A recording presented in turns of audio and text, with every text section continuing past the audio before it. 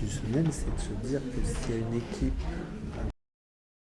Passé, j'en suis persuadé, monsieur Hervé n'entend rien. Il n'y a que lui qui n'entend rien ou c'est moi? Ah non, il a raison.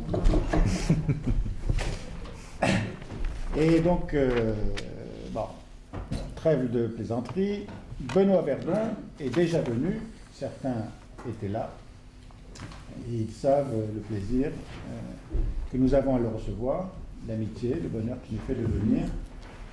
Il était intervenu sur Goethe, sur Mauriac,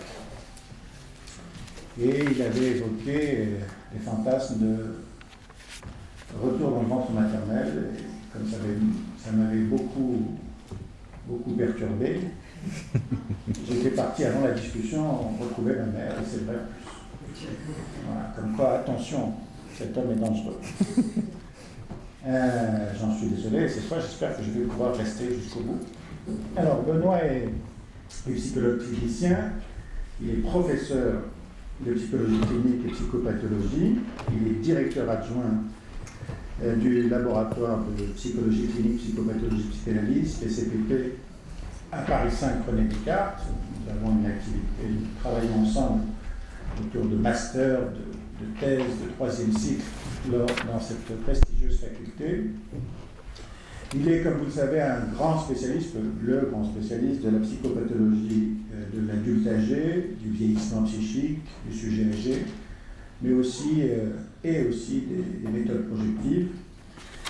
Et aussi, on le sait moins, le corps l'intéresse, évidemment, beaucoup. Il est impliqué dans bon nombre de comités de rédaction, bon nombre de directions, en particulier, ça lui prend beaucoup de temps. Cette institution Paris 5 René Descartes, il a publié beaucoup de textes et évidemment des ouvrages scientifiques, des livres autour de ces deux sujets, tout particulièrement, mais pas seulement, le vieillissement et les tests projectifs.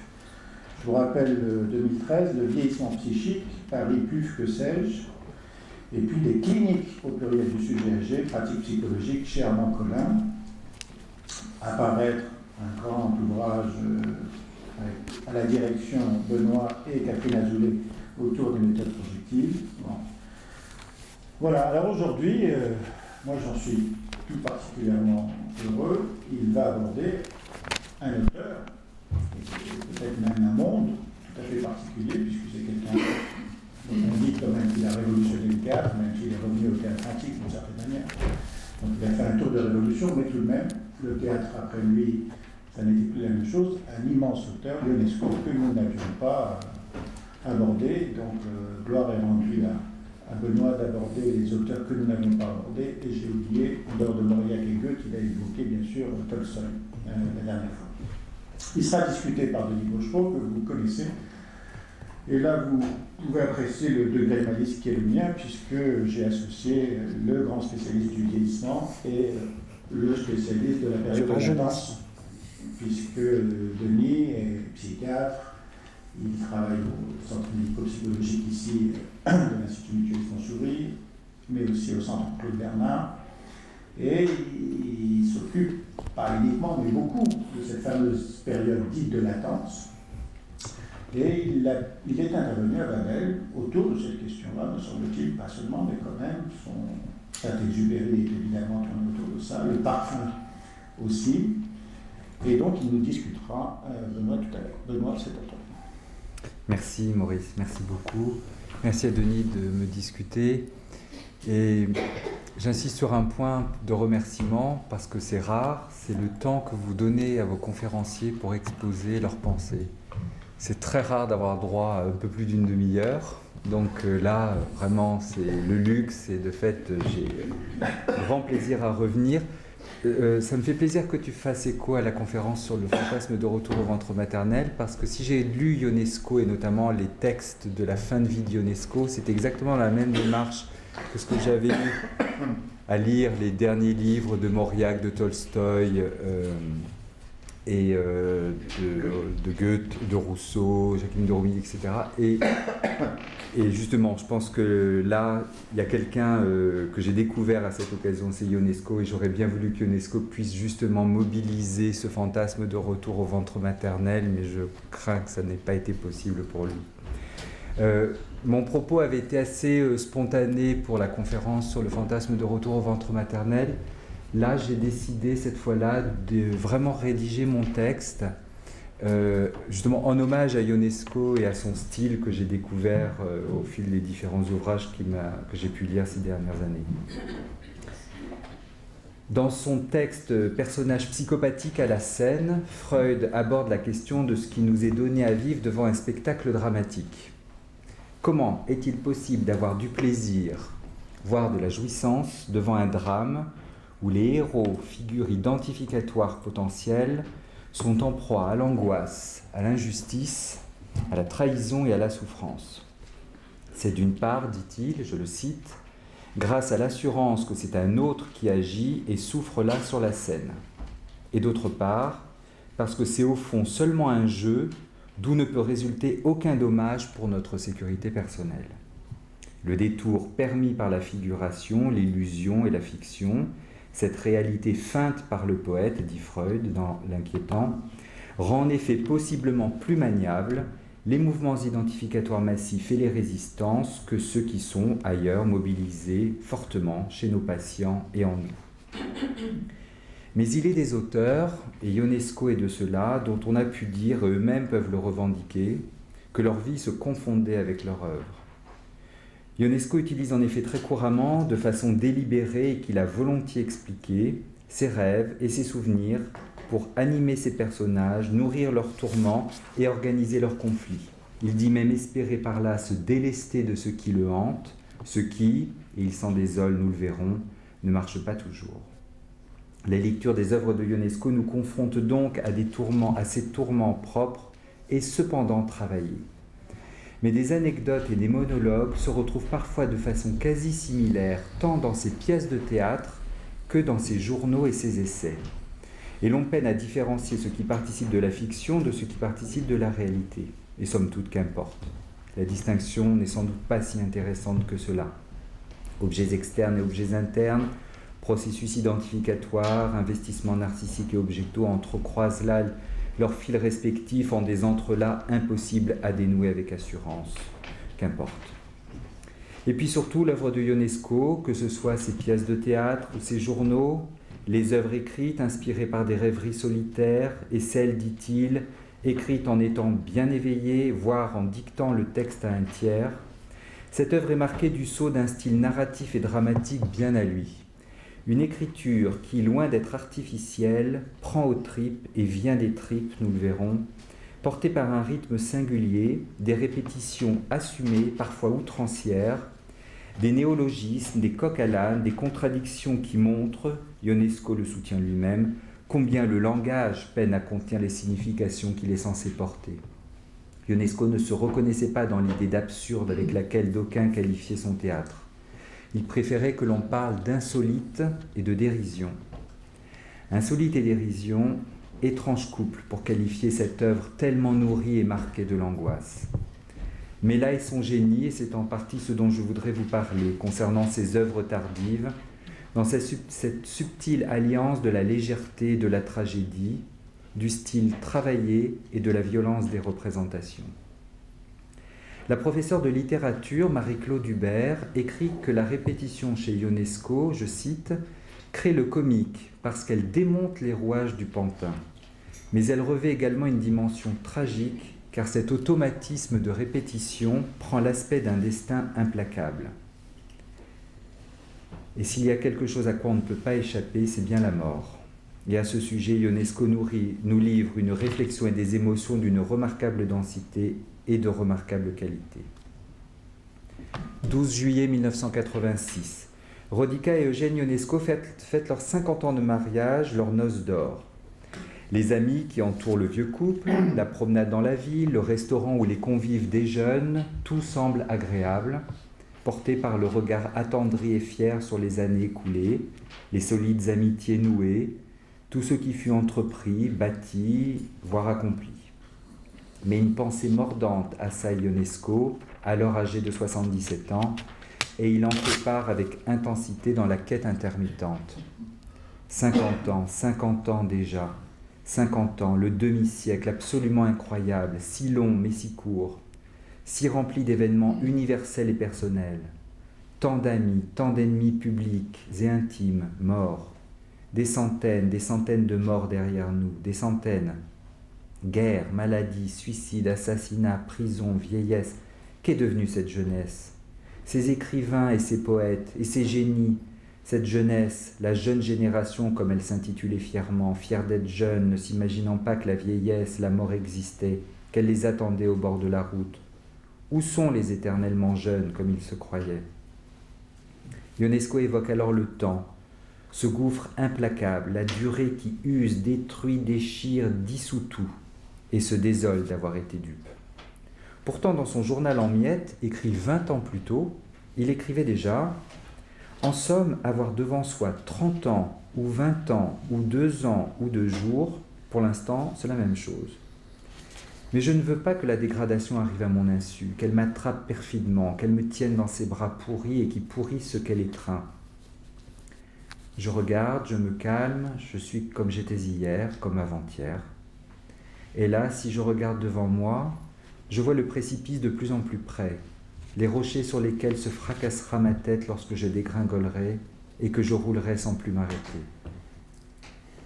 Dans Présent, Passé, Passé, Présent, son journal, paru 2 ans plus tôt, mais dont les pages font alterner des souvenirs écrits à des époques variées et désordonnées, des souvenirs repris et complétés plusieurs années après leur première rédaction, il écrivait déjà, sans doute à peine âgé de 30 ans. Une dent s'en va, et puis une autre. Une mèche de cheveux, puis une autre. Puis un ongle, une phalange, un doigt, la main. Petit à petit, nous nous en allons, nous nous défaisons, nous fondons. Ce qui reste, à la pelle, on le ramasse, on jette ça aux ordures. Va-t-on venir nous ramasser, nous réunir? En 1980, dans sa dernière pièce, Voyage chez les morts, il met en scène un personnage très proche de lui, qui cherche sa mère, la tendresse et la sécurité de sa mère.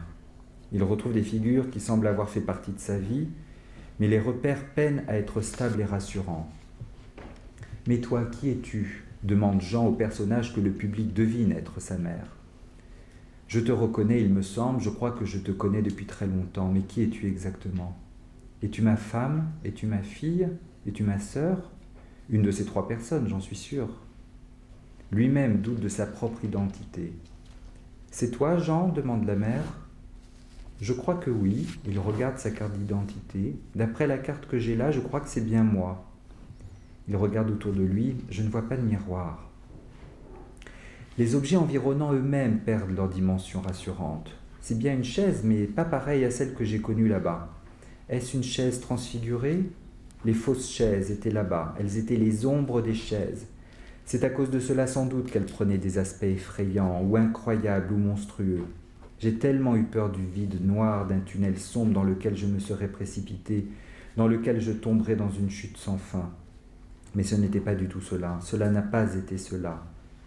Je n'en crois pas mes yeux. Ceci est une une chaise essentielle, et cette table, une table essentielle. On sent que tout cela est vrai. Je me sens nettement mieux ici, dans la vérité. Mais est-ce que c'est vraiment vrai? Certainement on se sent mieux, je me sens mieux. Mais est-ce que c'est tout à fait cela? Vieillir met parfois tellement à mal la possibilité de s'étayer sur des repères stables et rassurants. Cette expérience marque alors la vie d'une couleur sombre et la représentation massive et crue qui hante Ionesco dit sans embâche l'impuissance et le désœuvrement devant l'inéluctabilité du temps qui passe. On le sait, affronter cette expérience engage un travail psychique complexe qui met à l'épreuve la capacité d'élaborer l'inévitable bouleversement face à ce scandale de ne plus faire comme avant, pire, de n'être plus comme avant, voire de n'être plus un jour. On retrouve également une telle violence de la représentation du vieillissement chez le philosophe et journaliste André Gorz, qui écrit « Il y a des choses que je ne ferai plus. je ne vivrai plus la fièvre des premières découvertes et la foi que tout peut être balancé par-dessus bord et recommencé à neuf. L'essentiel, ça n'est plus moi qui le ferai. Se dire tout cela, c'est ça vieillir. Son réquisitoire est d'autant plus terrible que Gorz n'est âgé que de 38 ans quand il écrit ces lignes. Il se suicidera à 84 ans avec sa femme. Il conclut alors son texte en dénonçant plus qu'en confessant « Il faut accepter d'être fini, d'être ici et nulle part ailleurs, de faire ça et pas autre chose, maintenant et pas jamais ou toujours. Ici seulement, ça seulement, maintenant seulement, d'avoir cette vie seulement. » Gorz témoigne là de la résignation amère, déchirante et désespérée à s'affronter à sa finitude, envisagée comme une mutilation, un arrachement. La question soulevée est de fait d'une importance cruciale. Le moi peut-il s'approprier ce qui lui arrive? Ce scandale qu'il a tout à la fois toujours su et souvent volontiers mis de côté. Lui qui peut ne pas dénier la réalité, mais pour autant ne veut rien savoir d'elle. Son souci d'autoconservation, peut-il admettre le mouvement et alors redéployer ses investissements? Ou risque-t-il de se crisper sur l'identique, mu, comme le disait Freud, par une viscosité de la libido qui favorise une rigidité conservatrice où tout inattendu est marqué du sceau de l'angoisse et de la nécessité conséquente de s'opposer, de ressasser, et dont on connaît l'indévraisemblable destin dans le radotage. Mais il est pourtant des femmes et des hommes, avancés en âge, qui, malgré les embûches rencontrées ici et là et qui se multiplient au gré des années qui passent, témoignent que vieillir n'empêche pas d'inventer, de créer, d'aller chercher des sources nouvelles susceptibles de procurer du plaisir, d'ouvrir aux rêves, de nouer de nouvelles relations, de se garantir un peu de sécurité. Dans les premières pages de la quête intermittente, Ionesco laisse entrevoir la possibilité de mouvements internes. De prime abord, il se désole de n'avoir plus goût à la lecture, sa passion d'autrefois. Les livres religieux et philosophiques le laissent pétri de doutes et de questions. Je le cite. « Alors un ennui énorme m'accable. Que faire du peu de temps qui me reste à vivre? Je n'ai plus d'intérêt pour rien, pas même pour la conversation avec les amis qui viennent me voir de temps en temps. Alors, encore une fois, que faire? » Mais dans une note de bas de page, il nuance son propos. Cela n'est pas toujours vrai. Cela était vrai jusqu'à ces derniers temps. J'ai retrouvé tout d'un coup la passion de l'écriture et de la pensée, des autres, de la mienne. Imaginez, je lis des livres de spiritualité que j'alterne avec des policiers. Le matin, je suis un autre que la veille. Le soir, je suis autre qu'au matin. Heureusement, rien n'est encore définitif, absolument définitif. La traversée du vieillissement va néanmoins devenir, de façon lancinante, une expérience éprouvante et périlleuse. Si peindre peut demeurer une grande source de plaisir, lire le désenchante. Et très vite, Ionesco est rattrapé par l'angoisse que la peinture elle-même ne soit plus vivante. J'ai peur que les voix des couleurs ne s'épuisent, ne s'éteignent, peur aussi de me répéter, donc peur qu'elles ne me reviennent après avoir heurté le mur froid de la non-expression, car la répétition est mortelle, cliché mortel, non-invention, c'est-à-dire non-vie, tarissement. Il y a en effet de cela dans la répétition. Ionesco le disait déjà 20 ans plus tôt dans son journal en miettes. Je reçus le premier choc, il me plia. Je reçus le second choc, je ne rompis point. Puis ce fut le troisième choc. Ensuite ce fut le quatrième. Et il poursuit cette litanie choc après choc pour finalement conclure « Au 21e, j'arrêtai ma montre ». Comment ne pas repenser là, à cette belle et douloureuse scène de l'opéra Le Chevalier à la Rose de Strauss, où la maréchale, une femme intelligente et redoutée, est assise seule dans une grande pièce dont l'ameublement témoigne de son prestige et de sa puissance. Il fait nuit, tout est silencieux. Le jeune comte Octave Rofrano, âgé seulement de 17 ans, qui est son amant, n'est pas avec elle. Peut-être est-il dans les bras de la jeune Sophie von Faninal. Et à l'abri des oreilles indiscrètes, devant son miroir, la maréchale se lamente, je la cite. « Ainsi va le monde. Je me rappelle fort bien une autre jeune fille qui est sortie tout droit du couvent pour être soumise au lien sacré du mariage. Où donc est-elle maintenant? Oui, Où sont les neiges d'antan? Je dis cela comme ça, mais il me paraît si invraisemblable que j'ai pu être cette petite récit et que je serai un jour une vieille femme, la vieille dame, la vieille maréchale. Mais comment ces choses-là arrivent-elles? Comment le bon Dieu peut-il faire cela, alors que moi je reste toujours la même? Et s'il faut qu'il agisse ainsi, pourquoi me laisse-t-il le voir en spectatrice, avec une aussi nette perception? Pourquoi ne me le cache-t-il pas? Tout cela est mystérieux, si profondément mystérieux. Et l'homme n'est ici-bas que pour endurer tout cela. Et c'est dans le comment que réside la grande différence. Je n'ai pas la moindre prise sur mes sentiments. Le temps est une chose étrange. Tant qu'on se laisse vivre, il ne signifie absolument rien du tout. Et puis brusquement, on n'est plus conscient de rien d'autre. Il est tout autour de nous. Il est même en nous. Il ruisselle sur nos visages. Il ruisselle sur le miroir. Il coule entre mes tempes. Parfois je l'entends qui coule irrémédiablement. Parfois je me lève au milieu de la nuit et j'arrête toutes les pendules, toutes. La répétition lancinante des coups portés fut également avancée par Freud pour témoigner de la difficulté du moi à tenir bon pour traiter les excitations qui ne cessent de le harceler. Un moi par trop étreint par la détresse d'événements dramatiques qui surviennent et la tension renouvelée de problématiques internes. Je ne suis pas d'accord avec les louanges à la vieillesse que vous prêchez dans votre chère lettre, écrit-il à Lou Andrea Salomé en 1934. Je suis heureux pour vous que vous vous y sentiez tellement plus à l'aise, mais aussi ce que vous n'êtes point du tout si vieille et que vous ne vous mettez pas très souvent en colère. L'ardeur continue vous use ou use ce qui reste de l'ancien moi, et ce n'est pas à 78 ans qu'on en recrée un nouveau. Et, expérience terrible, le plaisir peut même devenir douleur.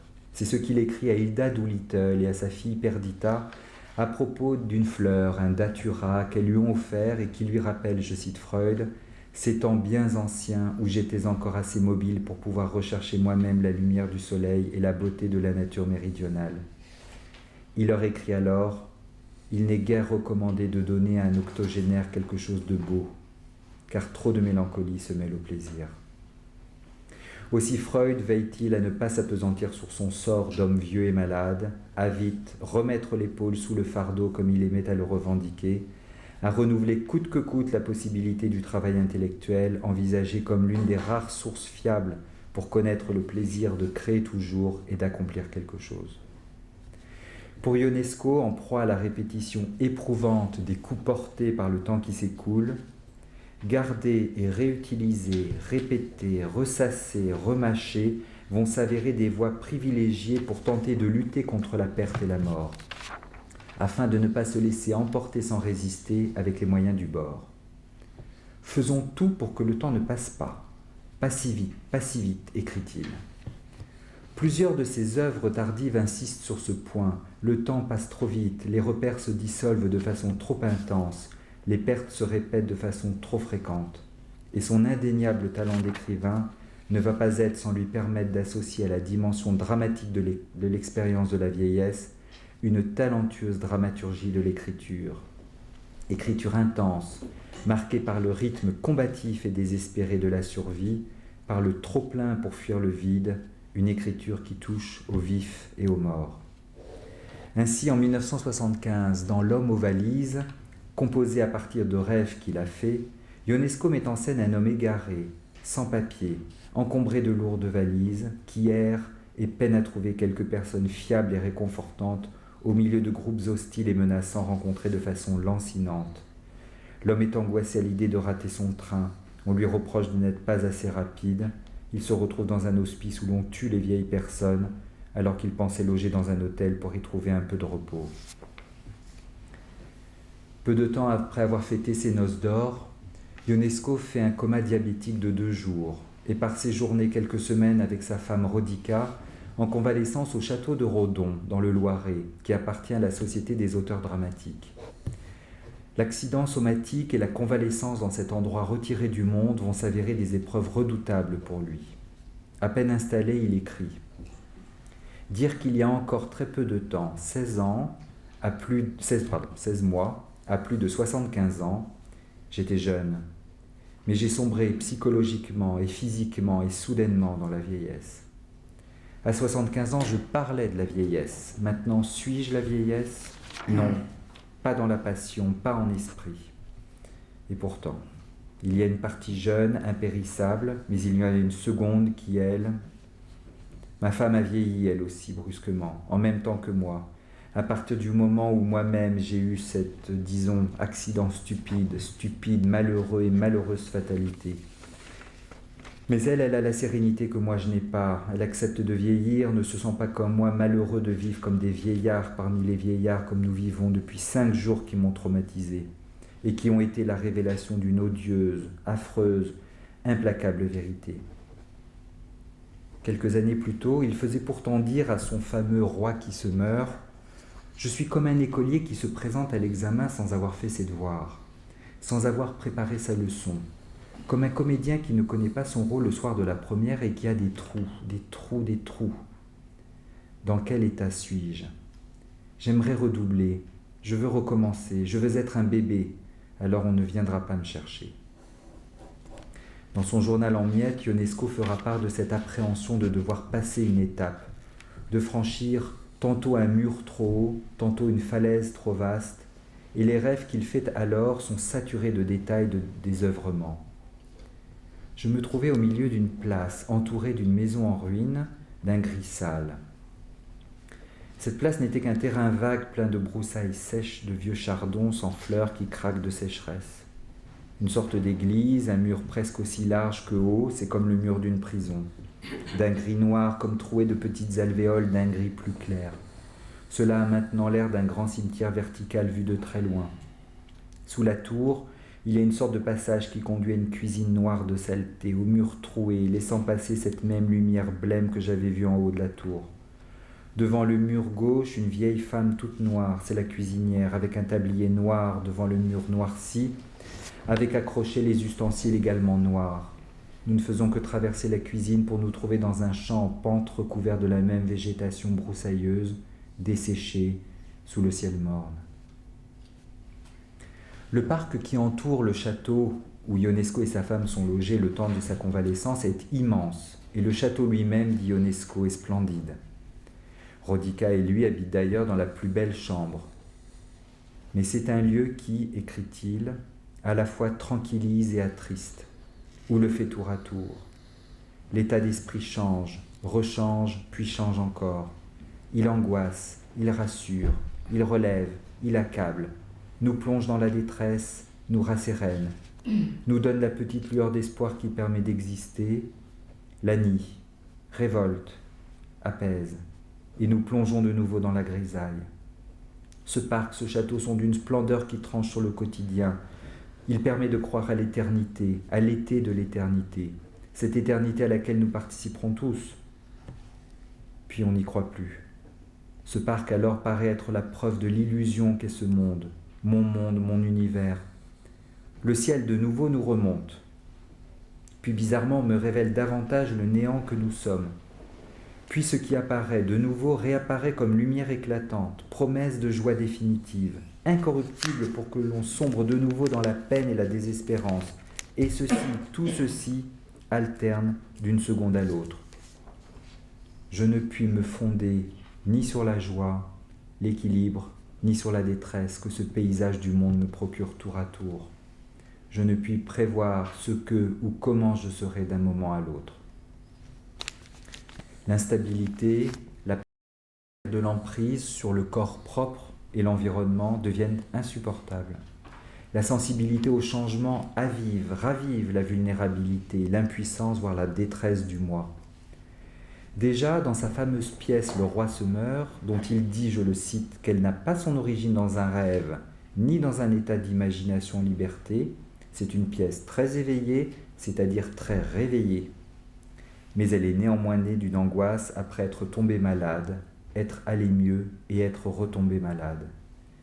Cette pièce qu'il a écrite pour apprendre à mourir, cela ne m'a pas aidé du tout, confie-t-il à Claude Bonnefoy. Dans cette pièce donc, Ionesco utilisait des images significatives pour dire cette angoisse de l'instabilité, où espace et corps se confondent, où le moi se projette dans les objets ici et s'y dilue.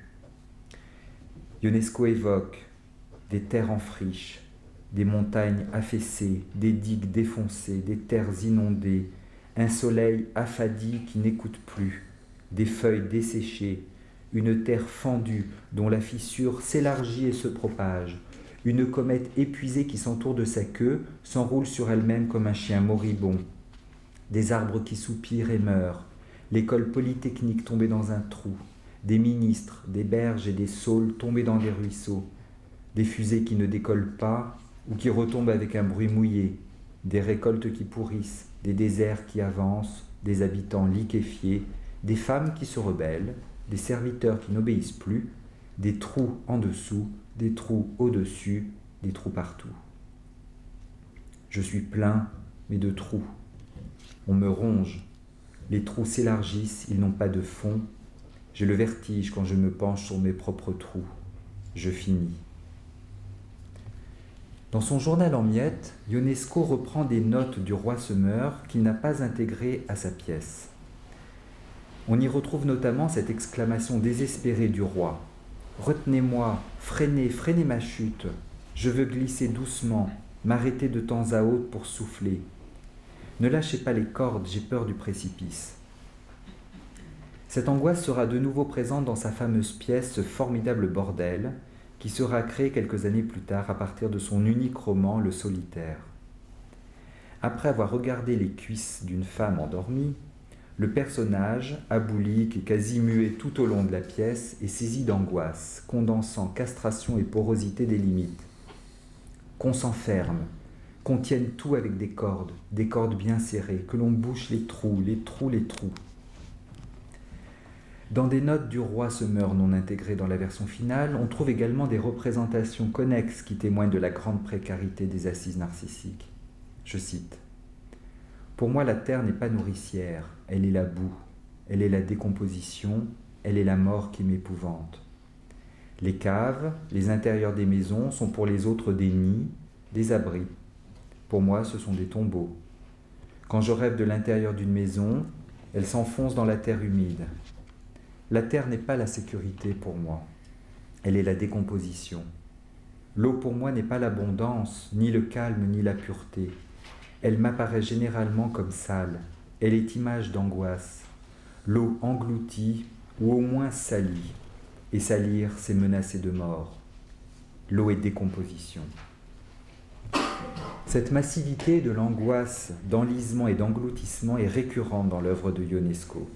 Il avait écrit en 1956 une nouvelle qui deviendra en 1970 un film fantastique réalisé par Heinz von Kramer, La Vase, dans lequel Ionesco lui-même joue le rôle d'un homme habité d'un mal-être croissant avec symptômes physiques, fatigue, petit à petit paralysé d'accablement et de nostalgie, d'angoisse et de dépression devant la vie et le temps qui passe, qui perd le goût de vivre et attend, tantôt assis sur un fauteuil, tantôt couché sur son lit, que la vie lui sourit à nouveau. Il s'essaye à sortir, s'éloigne de chez lui, voudrait revoir un ciel étoilé, tombe et s'enfonce petit à petit dans un marécage et s'y morcelle. Sans douleur, mon bras droit se détacha de mon épaule. En tombant dans la boue, il ne fit entendre qu'un bruit mou, puis je le vis s'engloutir doucement dans la vase. Lorsque le corps de l'homme ne peut quasiment plus être distingué des roches et des morceaux de bois putréfiés qui gisent ici et là dans l'eau sale, lorsque seule une paupière bouge, laissant entrevoir un œil, la voix off du film dit « J'ai tout raté, bien sûr, mais je recommencerai, tout recommencera, je recommencerai. » Petite lueur d'espoir, commentera Ionesco dans une interview. Le rêve de la cave est un rêve que je fais assez souvent, confie-t-il quelques années plus tard à Claude Bonnefoy. Le rêve de la maison qui s'enfonce, c'est le tombeau en quelque sorte. Très souvent, dans ce rêve-là, ma mère apparaît. Dans son journal en miettes, 10 ans plus tôt, il écrivait déjà « L'apparition de cette maison dans mes rêves me donne toujours un malaise. Il y a quelque temps, elle était plus enfoncée dans la terre, comme un sous-sol aux murs de terre humide avec des fentes. Cette maison est toujours prête à s'enfoncer, à être inondée, à se disloquer. Elle est menacée de tous les côtés. » Au château du Rondon, où il est en convalescence, Ionesco rêve qu'il court derrière un train et qu'il ne le rattrape pas. Le chef de gare lui fait comprendre qu'il vient de rater le tout dernier train, un dernier de dernier, un dernier des derniers. Le beau, le calme, ne le laisse pas en paix. La lumière est si belle, cela doit cacher un danger.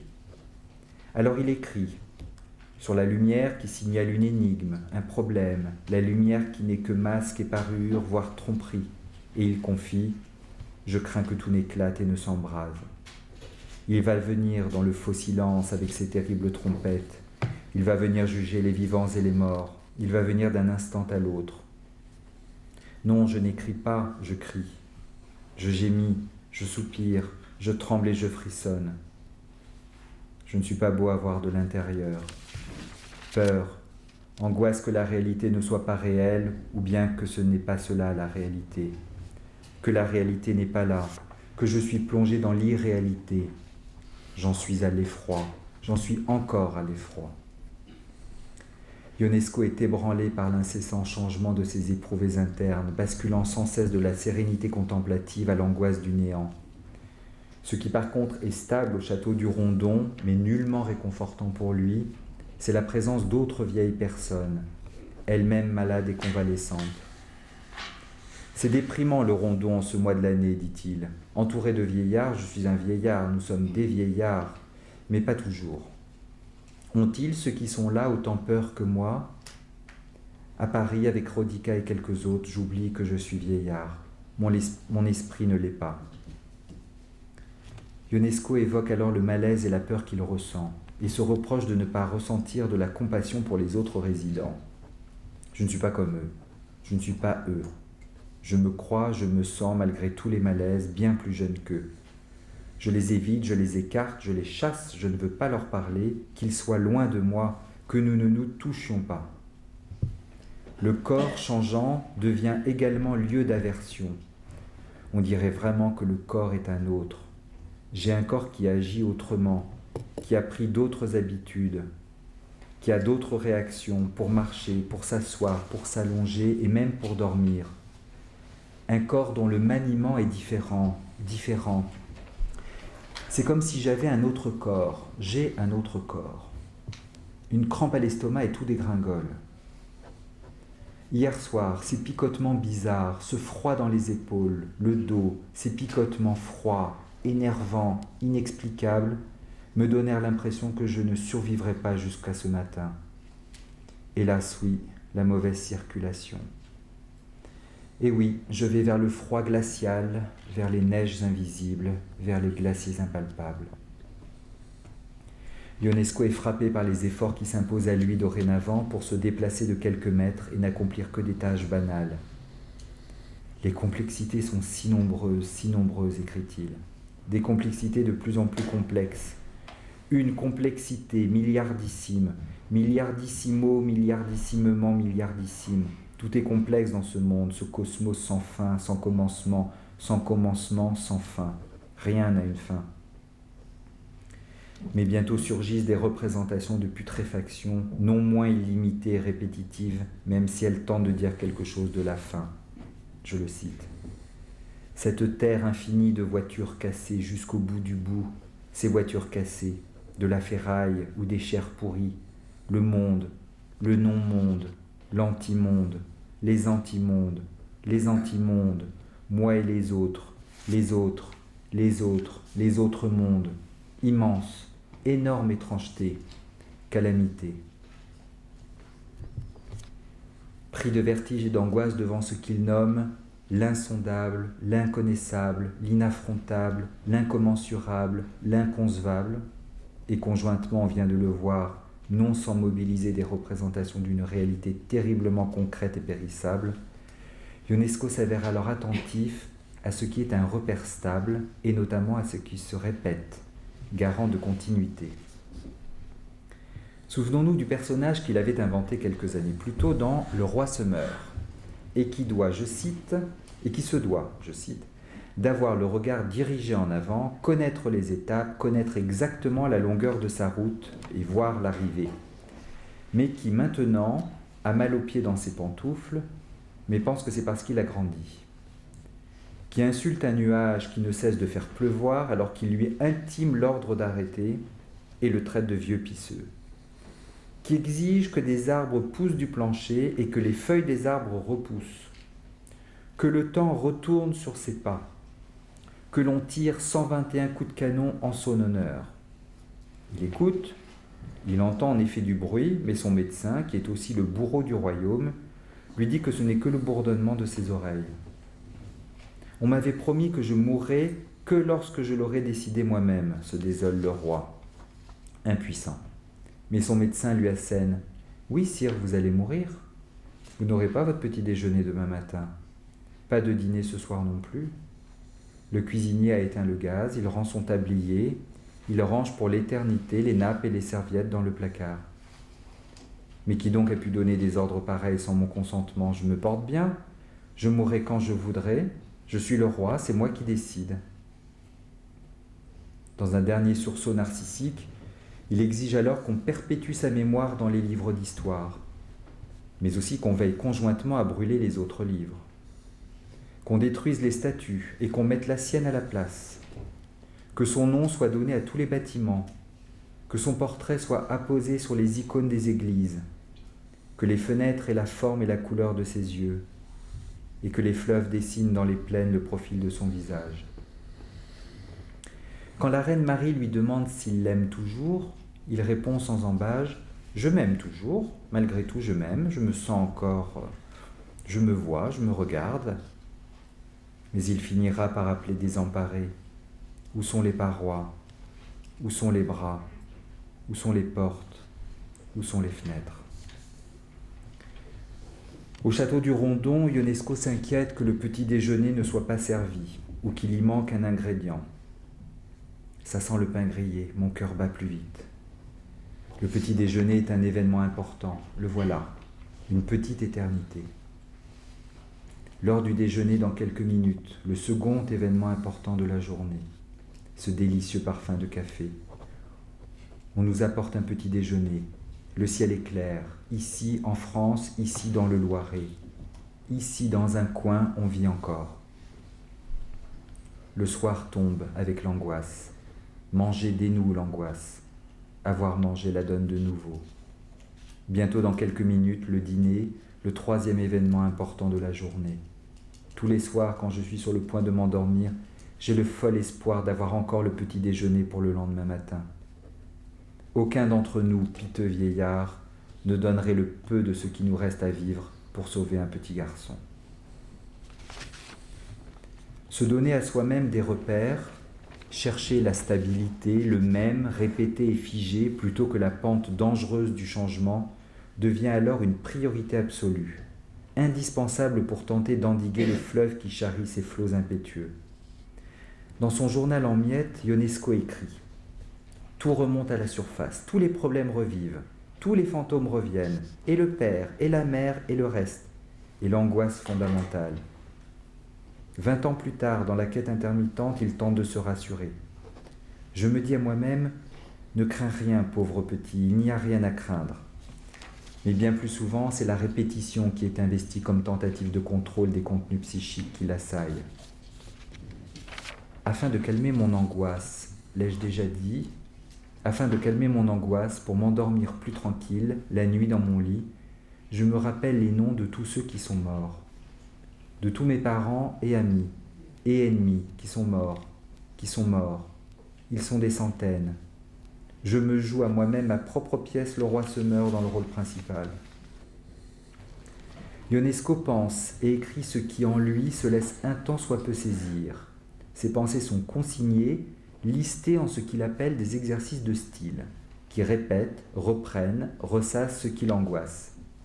Je vous donne quelques exemples. Je suis parfois convaincu de ne pas mourir. Tantôt, je suis sûr du contraire. Tantôt, j'ai la conviction que je ne mourrai jamais. Tantôt, je suis sûr du contraire ou j'ai la conviction contraire. Tantôt, je me dis que l'on ne meurt pas. Tantôt, je me dis que l'on meurt certainement. Tantôt, il m'arrive de penser que jamais je ne mourrai. Tantôt, ou le plus souvent, c'est le contraire que je pense. Je crois que l'on ne meurt pas. Je crois que l'on ne fait que cela. Et ainsi de suite, sont ressassées ces idées contradictoires qui témoigne de ce qui l'agite avec une vive intensité. Quelques jours plus tard, Ionesco écrit de nouveau.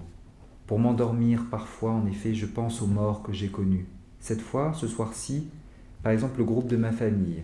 Une autre fois, ce sont ceux qui ont travaillé avec moi pour le théâtre. Et il dresse une liste. Puis il poursuit. Parfois, pour m'endormir encore, après une prière trop courte, bafouillée, je songe à, je fais le compte de toute ma fortune, maison, réserve dans les banques, argent qui doit arriver. Ionesco se désespère de ne plus pouvoir écrire. Il se compare à l'enfant à l'école primaire ou à l'enfant qui balbutie un catéchisme pour enfants.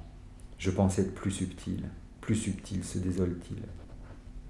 1001 auteurs lui viennent en tête. Il cite leurs noms, telle une litanie. Il se demande à chaque fois ce qu'il a retenu de leurs œuvres. Il a aimé celui-ci, il a moins aimé celui-là, et conclut, avant d'aller se coucher, déjà 10h30 du soir. Autant de gagner sur la nuit. J'ai du temps gagné sur la nuit. Je suis au calme. La nuit, celle dont il disait dans son journal en miettes 20 ans plus tôt. La nuit tombe, elle tombe sur mon dos, ou plutôt je m'y enfonce. Elle m'entoure, elle me pénètre illimitée. Un océan noir dans lequel je me noie. De retour chez lui après son séjour au château du Rondon, les lancinantes répétitions à l'image des objets qui dans ces pièces prolifèrent et envahissent l'espace continuent de saturer ses pensées. Il écrit 1. Il est mort à l'aube. 2. Il est mort la nuit dans son sommeil. 3. C'était la nuit. Il fut d'abord réveillé par un affreux cauchemar. Il crie, puis il s'endormit pour toujours. Alors je ne vais pas tous vous les citer, j'en ai gardé quelques-uns. 7. Il s'écroula succombant à un infarctus. 9. Il mourut dans la matinée après avoir pris un petit déjeuner copieux. 10. Il mourut vers 4 heures de l'après-midi succombant à une indigestion. 12. Sa femme le trouva mort à sa table de travail. 18. Il s'élança, sabre au clair, il fut immédiatement tué d'une balle ennemie en pleine poitrine. 21. Il poussa un cri puis ce fut tout. 26. Soldat et prêtre, n'ayant aucune peur de la mort, après une courte prière, il s'était éteint paisiblement. 27. Doucement. 28. Dans la sérénité. 33. Il n'a pas su si c'était le jour ou si c'était la nuit. Il fut exécuté d'un coup de pistolet dans le couloir toujours sombre d'une forteresse. 37. Au dessert, il mourut en train de manger des cerises. 43. Elle écrivit une belle lettre à ses enfants pour expliquer qu'elle mourrait pour ne pas assister à sa propre déchéance. Au milieu d'une nuit d'été, elle mit sa longue robe de nuit blanche, elle se rendit au bord de la pièce d'eau du parc et, déjà fantôme, elle avança dans l'eau jusqu'aux genoux, jusqu'à la poitrine, jusqu'à la gorge, jusqu'au menton, jusqu'au front, et disparut. 48. J'aimerais mieux mourir, dit-il. C'est ce qu'il fit. 59. Il mourut dans les bras de sa femme, elle mourut dans les bras de son mari. 60. De son amant. 61. De son cousin. 62. De son fauteuil préféré. Etc. etc. Le ressassement est flagrant. Terrible tentative de contrôle de l'angoisse par la litanie des représentations de mort. Rituel nécessaire pour s'abandonner enfin au sommeil, tout en écourtant le temps sombre et silencieux de la nuit. Ionesco prend, reprend, retourne ce qui fut sans doute et demeure d'une indicible douleur, la séparation quand on est fragile et démuni.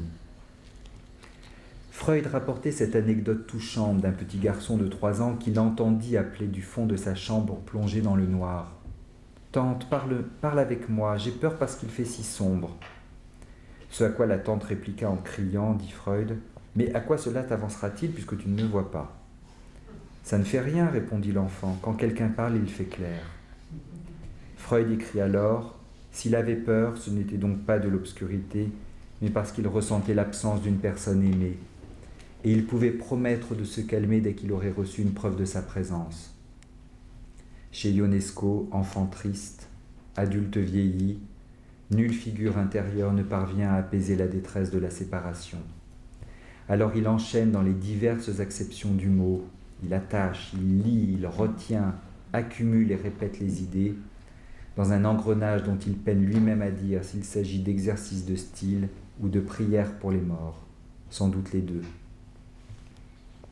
Je suis perdu dans l'étrange sans limite, écrit-il dans les toutes dernières lignes de la quête intermittente, dans l'illimité du naturel étrange, de l'infini étrange, de l'étrange infini, mais qui donc a intérêt depuis,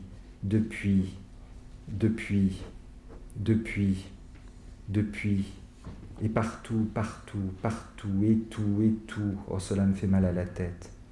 Assez, vertige, nausée, c'est fou, tout à fait fou. Comment comprendre le mot inépuisable? Je suis épuisé, j'en suis épuisé. Comment limiter l'illimité? 20 ans plus tôt, dans Passé, présent, présent, passé, il écrivait déjà que sa vie était, je cite, une errance dans une forêt limitée, marquée par la désarticulation. Quelques mots pour conclure.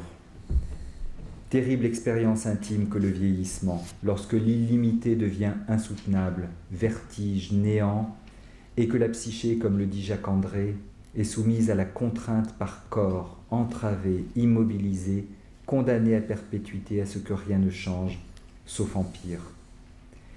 Et Marie-Claude Hubert, professeur de littérature, associe, à propos de Ionesco, paroles perdues, espaces ténébreux, telles sont les deux sources de l'angoisse dans le théâtre de Ionesco. À maintes reprises dans son œuvre, Ionesco fait le lien entre la révélation de la mort et son expérience de la souffrance, de la tristesse de sa mère, de sa solitude suite à ce qu'ils ont cru être la mort du père, tombé sur le champ de bataille en 1916. En fait, le père était retourné vivre en Roumanie, laissant sa femme, dit Ionesco, seule et malheureuse, luttant péniblement pour gagner de l'argent, entourée de la férocité du monde. Le père refit sa vie en Roumanie, s'y remaria dès 1917, et il obtint la garde des enfants, accusant la mère de Ionesco de s'être installée à l'étranger, si bien qu'Eugène a dû retourner vivre en Roumanie, laissant sa mère seule en France. Celle-ci finira par revenir en Roumanie en 1926, et Eugène ira alors vivre chez elle, avant de retourner en France en 1942, où il restera définitivement. Certes, il est une réalité violente et inéluctable de la traversée du vieillissement. Mais la sensibilité de Ionesco et aussi sa remarquable capacité à le discerner et à le dire révèlent également ce qui continue de le hanter alors qu'il vieillit. Les souvenirs de la séparation de sa mère quand il était petit, se souvenant qu'il était, dit-il, constamment malheureux, du fait qu'il était scolarisé dans une institution pour enfants loin d'elle. Ma mère venait me rendre visite toutes les 2 semaines. Pas dans le temps, mais dans une sorte d'espace très vaste. Elle apparaissait, elle disparaissait. Quand elle repartait le dimanche soir, c'était pour toujours, 2 semaines pour toujours, un vide dans le présent. Et il se revoit accroché à elle, hurlant pour l'empêcher de partir. Et il repense à toutes les fois où il a pensé horrifié que sa mère mourrait un jour. Elle a d'ailleurs tenté une fois de se suicider sous ses yeux. Ce que j'ai su depuis presque toujours, on ne peut rien savoir, sauf que la mort est là, qui guette ma mère, ma famille, moi. Je m'aperçois maintenant que je n'ai jamais pensé que mon père allait mourir. Je pensais avec effroi à la mort future de ma mère. C'était une angoisse, une obsession permanente. Mais quelques pages plus loin, il écrit ce qui, selon lui, finalement advint. Étant éloigné de ma mère, je fus tout de même plus heureux. C'est en étant avec elle que je pensais à la mort, à la sienne, à la mienne. Seul, c'est-à-dire sans elle, avec d'autres gens et des enfants, je n'avais plus cette angoisse. Je ne l'avais plus jamais ou presque jamais. Sa mère est morte 3 mois après son mariage et Ionesco se reprochera toujours de l'avoir délaissée.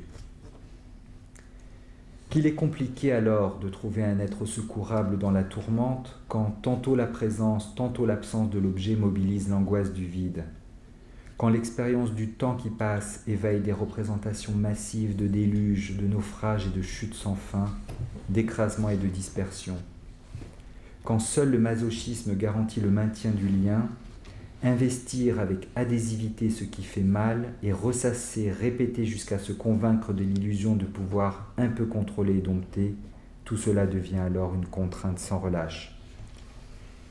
Il est pourtant des vécus plaisants de la répétition, de faire à nouveau une expérience, de la vivre à nouveau, de retrouver le familier et le plaisir déjà connu.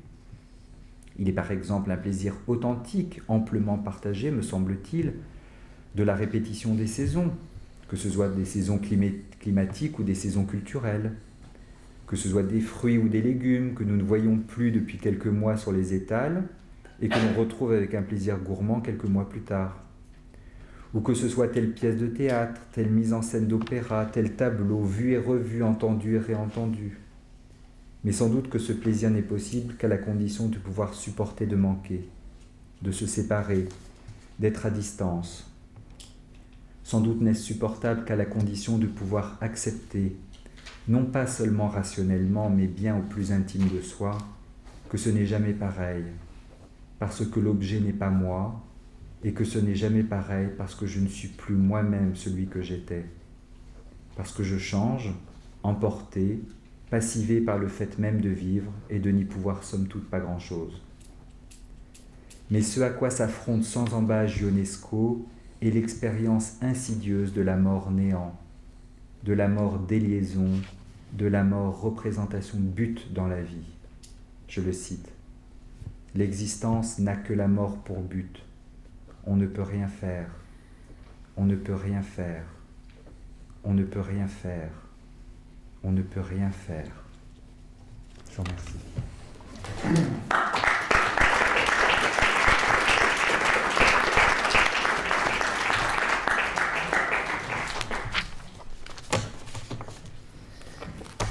Alors, comme on se disait avant de commencer, enfin, je disais une des nombreuses phrases que j'ai retenues de Maurice, c'est que les artistes sont quand même des Pinocchio assez extraordinaires, parce que pour quelqu'un qui, oui, souffre, là je vous ai amené que quelques échantillons, je vous en lirai peut-être si vous avez la patience, mais j'en ai d'autres là dans ma besace. Il a produit un nombre assez phénoménal d'œuvres, le Ionesco. Alors je remercie bien sûr Monsieur Verdon là de son exposé. Je le remercie aussi parce que comme beaucoup d'entre vous, parler d'Ionesco, ça fait penser à la Huchette, au théâtre, et je me suis dit, c'était il y a 40 ans, on m'a emmené de force voir la cantatrice, etc.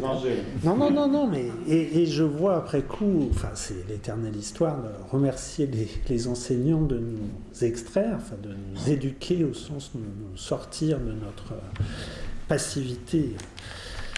Voilà.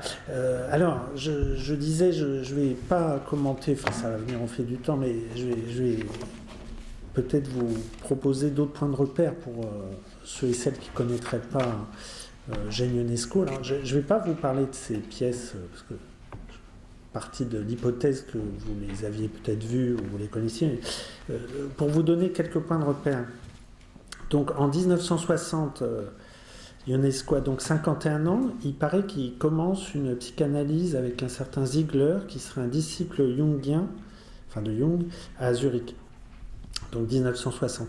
Il paraît que c'est aussi à partir de là qu'il a commencé à peindre, parce que comme disait Benoît Verdon, il a espéré que la peinture contribuerait à son élaboration sûrement de sa vie, et puis à le dédéprimer. Avec cette hantise, oui, que la peinture perde elle aussi, enfin que les couleurs perdent leur aspect comme ça, sensoriellement stimulant. Et donc en 1962, 2 années plus tard, il écrit Désir à deux. Je ne sais pas si c'est en rapport avec le début de sa psychanalyse. Et puis donc il fait cette maladie-là, dont je ne connais pas exactement la nature, mais suite à laquelle il va écrire Le roi se meurt. Un épisode somatique quand même assez critique, puisqu'il a dû craindre pour son pronostic vital. En vous écoutant, je m'aperçois que à chaque fois, tout est dans les détails. C'est pas le roi meurt, c'est le roi se meurt. Donc effectivement, il y a l'idée qu'il se donne la mort. Maîtrise absolue. Donc il prend son temps pour mourir. Oui. Donc ensuite, il publie notes et contre-notes, je ne sais pas si on aura le temps, mais pour ceux que le théâtre intéresse, alors c'est une mine d'or. Enfin, il y a beaucoup d'idées très intéressantes. En 1967, donc 56 ans, il publie le journal en miettes. Donc en le lisant, j'avais peur, oui, d'avoir affaire à du morcellement, de la fragmentation. En fait, c'est d'une cohérence absolument remarquable, même si peut-être il part, mais moins que moi, un peu dans tous les sens. Non, c'est très, très rassemblés. Un an plus tard, il publie Présent, passé, passé, présent, et de fait, c'est un peu aussi ce dont vous avez donné un tout petit aperçu, parce que vraiment, je pense, d'une part, on l'avait dit l'année dernière, mais lisez le petit opus là, qui s'appelle Le vieillissement psychique de M. Verdon, c'est 110 pages, que sais-je, d'une condensation absolument magnifique. Mais donc, passé, présent, présent, passé, pareil, c'est extraordinaire de réflexion sur le temps qui passe pas, la circularité, et je vais vous en donner un échantillon. Et puis donc, à 79 ans, il publie La quête intermittente, dont on va vous reparler aussi. Mais alors, ces dernières œuvres, alors il y en a une que j'ai pas réussi à trouver, mais qui s'appelle Zouchi et quelques autres histoires.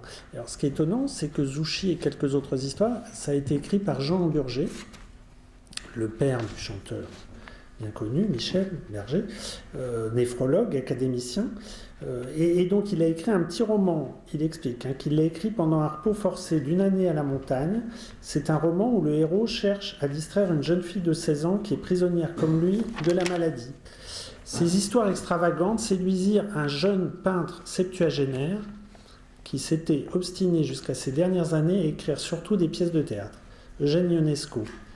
Ces dessins aux vertus jubilatoires apportent à mes personnages un supplément de rêve inespéré.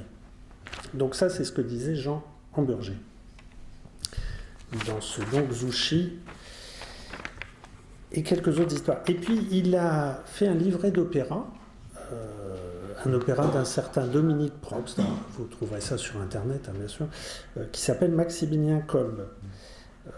C'est une histoire sur une sorte... résumer ça en 2 mots, résistance intérieure.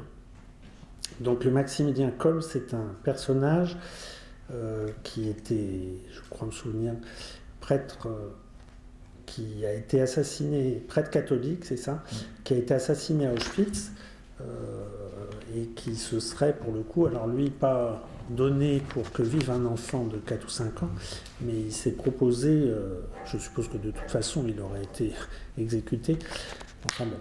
Il s'est sacrifié. L'histoire est assez glauque.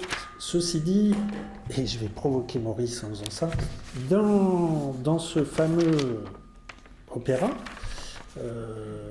Ionesco s'est permis de reprendre 2 prières. Alors, je suis désolé pour ce que je vais faire, mais pour dire que il n'y a pas que les écrivains qui ont écrit des belles choses. Là, ce sont nos évangélistes. Alors, je vous lis juste le début, parce que j'ai pas... Les béatitudes selon Matthieu, mais donc il a repris ça dans son opéra. Heureux les pauvres en esprit, car le royaume des cieux est à eux. Heureux les doux, car ils recevront la terre en héritage. Heureux les affligés, car ils seront consolés, etc., etc., etc. Soyez dans la joie et l'allégresse, car votre récompense sera grande dans les cieux. Je dis ça aussi parce qu'en vous écoutant, je me disais, vous disiez en introduction... oui, il a peut-être échoué dans la constitution, l'élaboration du fantasme du retour au ventre maternel. Je crois avoir entendu ça, mais j'ai peut-être mal entendu. Je pense que le ventre maternel, c'est Dieu. J'en vois pas d'autre. En tout cas, pour lui, pour Ionesco, peut-être c'était ça, le ventre maternel. Et alors, une autre prière, là, elle est plus longue, excuse-moi, mais elle est de François d'Assise. Mais quand on lit ça, quand même, c'est beau. Voilà, ça fait un peu berceuse. C'est pour les soignants là, qui sont mobilisés suite au petit virus, le coronavirus. Seigneur, fais de moi un instrument de la paix. Là où est la haine, que je mette l'amour. Là où est l'offense, que je mette le pardon. Là où est la discorde, que je mette l'union. Là où est l'erreur, que je mette la vérité. Là où est le doute, que je mette la foi. Là où est le désespoir, que je mette l'espérance. Là où sont les ténèbres, que je mette la lumière. Là où est la tristesse, que je mette la joie. Ô Seigneur, que je ne cherche pas tant à être consolé qu'à consoler, à être compris qu'à comprendre, à être aimé qu'à aimer, car c'est en se donnant qu'on reçoit, c'est en s'oubliant qu'on se retrouve, c'est en pardonnant qu'on est pardonné, c'est en mourant qu'on ressuscite à l'éternelle vie. C'est difficile d'écrire après ça, quand même, parce que sur l'alternance entre la passivité et l'activité. Et donc, en 94, à 84 ans, il meurt. Il meurt le 28 mars, donc une semaine après le début du printemps. Ionesco. Non, ni François d'Assise, ni Dieu. Rassurez-vous. Non, parce qu'on a fait croire aux internes que Dieu était mort, mais c'est une blague. Alors, je me suis posé, je crois que c'était déjà l'année dernière un peu la question, puis je crois que c'est la récurrente de Babel-Babylone, c'est est-ce que les œuvres permettent une véritable élaboration ? Sachant qu'est-ce que c'est qu'une véritable élaboration, ça reste à définir. En tout cas, il y a un travail... Un journaliste lui demandait est-ce que votre œuvre vous a permis d'évoluer ? Il a dit exactement la même phrase que toi, il faudrait qu'on s'entende sur le mot ce que c'est qu'une évolution. Exactement. Ouais. Bon, il y a un travail d'écriture, il y a un travail de publication et de mise en scène. Il attendait forcément, il a eu le retour du public et le retour d'autrui. D'ailleurs, il a poussé l'outrecuidance jusqu'à prétendre qu'il était très étonné que ses pièces créent des réactions diverses et variées, voire des réactions contradictoires. Enfin là, dans le genre Pinocchio, ou alors dans le genre Aveuglement. Vous connaissez donc tous La cantatrice chauve, Les chaises. Il en a écrit une qui est très drôle, c'est Amédée ou Comment s'en débarrasser. Ça vaut son pesant de cacahuètes. Rhinocéros, évidemment, alors là, c'est tellement d'actualité, c'est incroyable. Alors c'est vrai que c'est un côté très obsessionnel. Mais je me dis, oui, c'est quand même un grand exhibitionniste, Ionesco, parce que c'est vrai qu'il a capitalisé sur ses rêves. Alors, il est très astucieux parce qu'en même temps, il dit rien. Tout à l'heure, si on a le temps, on vous donnera des petits secrets de sa vie qui peut-être expliquent des choses, mais en fait, il faut vraiment aller chercher loin, sinon il masque tout. Une de ses grandes idées, c'est en étant le plus personnel, le plus nombriliste, on pourrait dire, qu'on devient le plus universel. C'est imparable. Alors, je vais vous citer, vous savez peut-être qu'il a donc été admis à l'Académie française en 1970 et il a été reçu, je vous le donne en mille, par Jean Delay. Oui. Alors, Jean Delay, il y a hélas peut-être des gens dans la salle qui ne savent pas qui c'est. C'était notre honneur quand même en tant que psychiatre. Enfin, moi je ne l'ai pas connu, mais il fait partie de ceux avec M. Denis Kerr qui ont introduit le Largactil dans les troubles psychotiques. Donc Jean Delay, il a été un psychiatre à Sainte-Anne absolument reconnu, je crois, de tous ses pairs. Enfin, c'était l'époque d'Henriet et compagnie. Et donc il a accueilli Ionesco à l'Académie française. Et alors, comme vous savez que j'aime pas trop fatiguer, je vais vous lire quelques échantillons, parce que alors là aussi, si tu arrivais à être élu à l'Académie française, Maurice, ce serait magnifique, parce qu'à cette époque-là, il savait écrire, nos collègues. Alors, monsieur, vos pièces jouées et rejouées un peu partout. Vous pourrez trouver ça sur Internet, je vous en fais qu'un échantillon. Mais vous verrez, il dit ce que j'aurais voulu dire, mais évidemment beaucoup mieux et en plus concis, c'est pour ça que je m'en sers.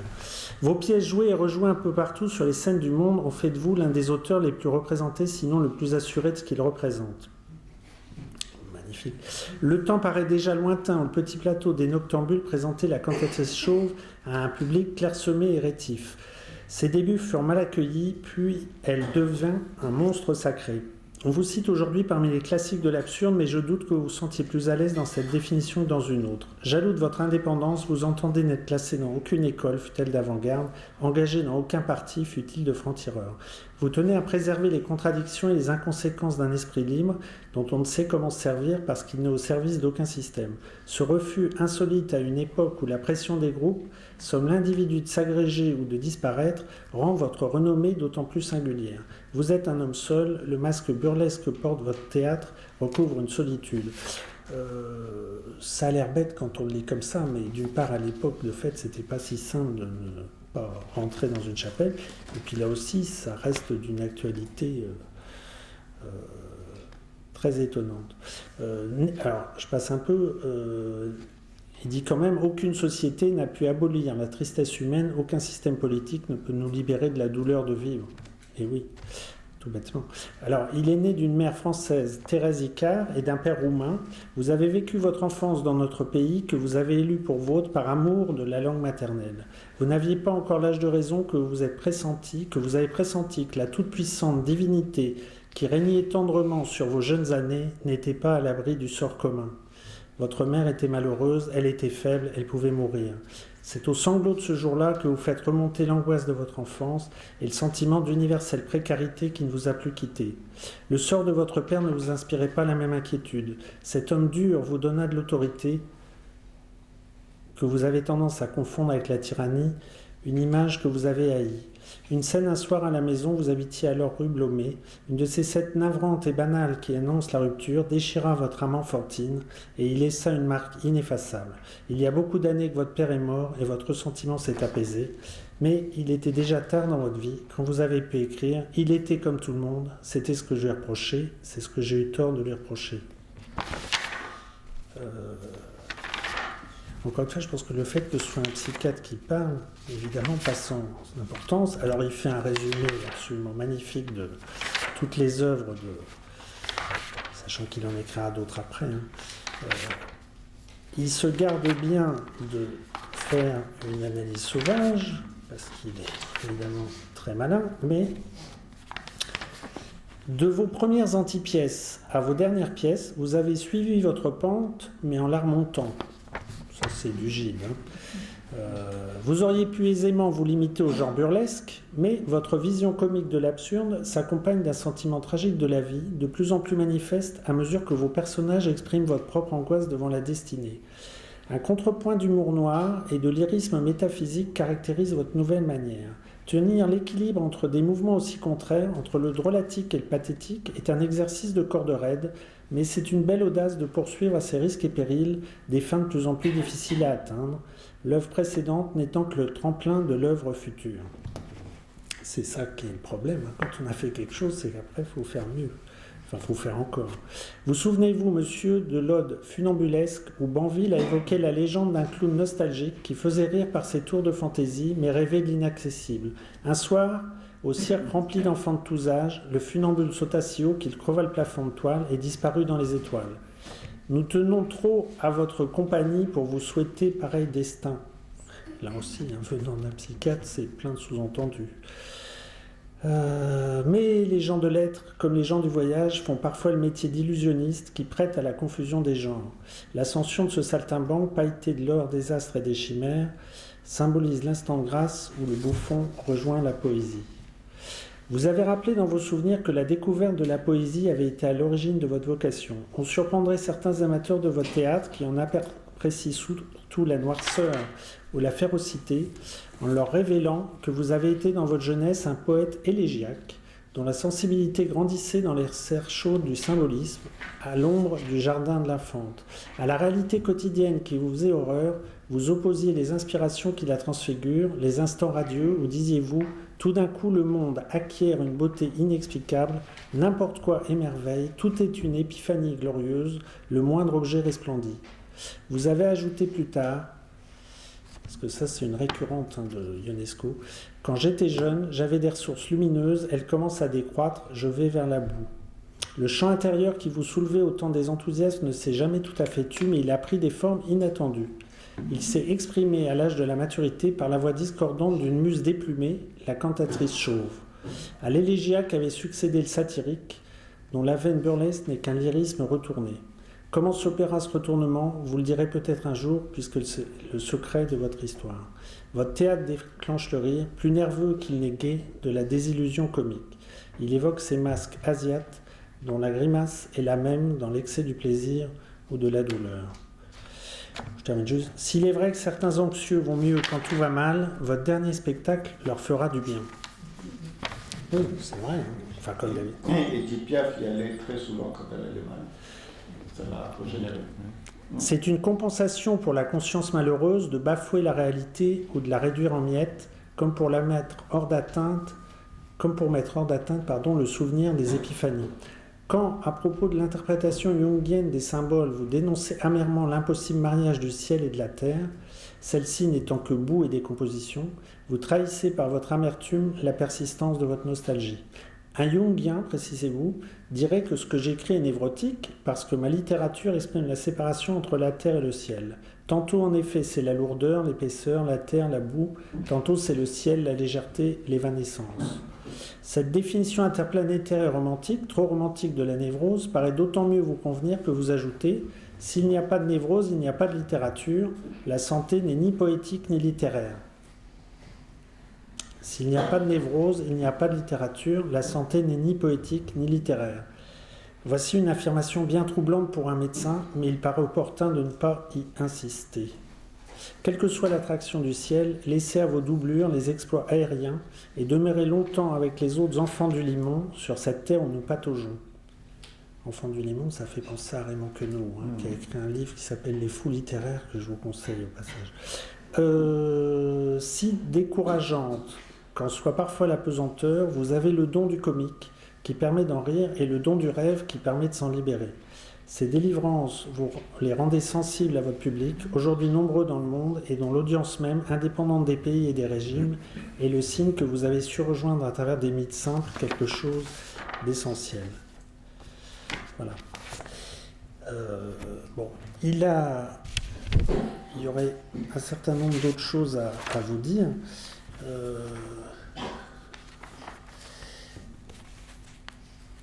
Je les garde peut-être pour tout à l'heure. Entre autres, tout ce qu'il a écrit à propos de sa femme et de sa fille, qui est absolument magnifique. Voilà. Je vais peut-être en rester là pour laisser les uns et les autres poser des questions. Voilà. Il y a peut-être juste...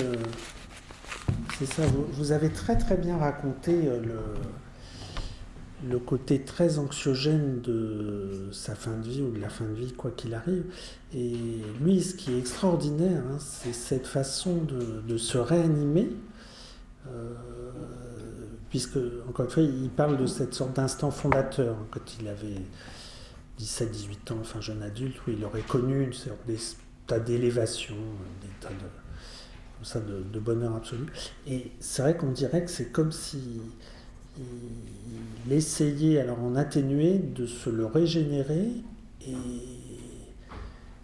c'est vrai, tout à l'heure, si on a un peu plus de temps, je vous lirai différentes pages de ces livres. Il y arrive avec un talent extraordinaire. Donc il y a ce mélange de souffrance qui a l'air indicible, parce que c'est vrai que, encore une fois, puisqu'il en a parlé quasiment pendant 80 ans, on ne peut pas le soupçonner d'imposture. Mais en même temps, il y a une sorte de pouvoir et puis de beauté du texte, de clarté d'écriture, qui est tout à fait remarquable. Voilà. Je n'ai pas vraiment de questions à vous poser parce que ce que vous avez dit, moi, m'a comblé. Voilà. Merci.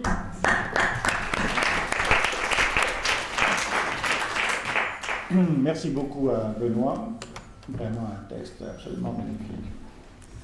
Enchanteur, sensible, pudique. J'aime beaucoup la façon que tu as de faire l'inverse de ce que je fais et que je m'en veux de le faire. C'est-à-dire que tu n'interprètes pas, tu évoques, tu allusionnes, et puis à la fin, tu donnes 3-4 éléments, et puis c'est à nous d'associer cette façon de raconter sa biographie à la fin, après qu'il vous ait évoqué son œuvre, et puis c'est à vous de faire le travail, quoi. Et c'est assez facile de le faire parce qu'il a donné des repères, il me semble. En tout cas, c'est comme ça que je l'entends. Bravo. Bravo à Denis pour cet échange. On voit que ça l'a passionné, comme d'habitude, et qu'il a été chercher ce vieux Jean Delay. Bon. Alors pour moi, oui, Jean Delay l'a reçu, mais enfin, il remplace Jean Paulhan. C'est quand même mieux que Jean Delay.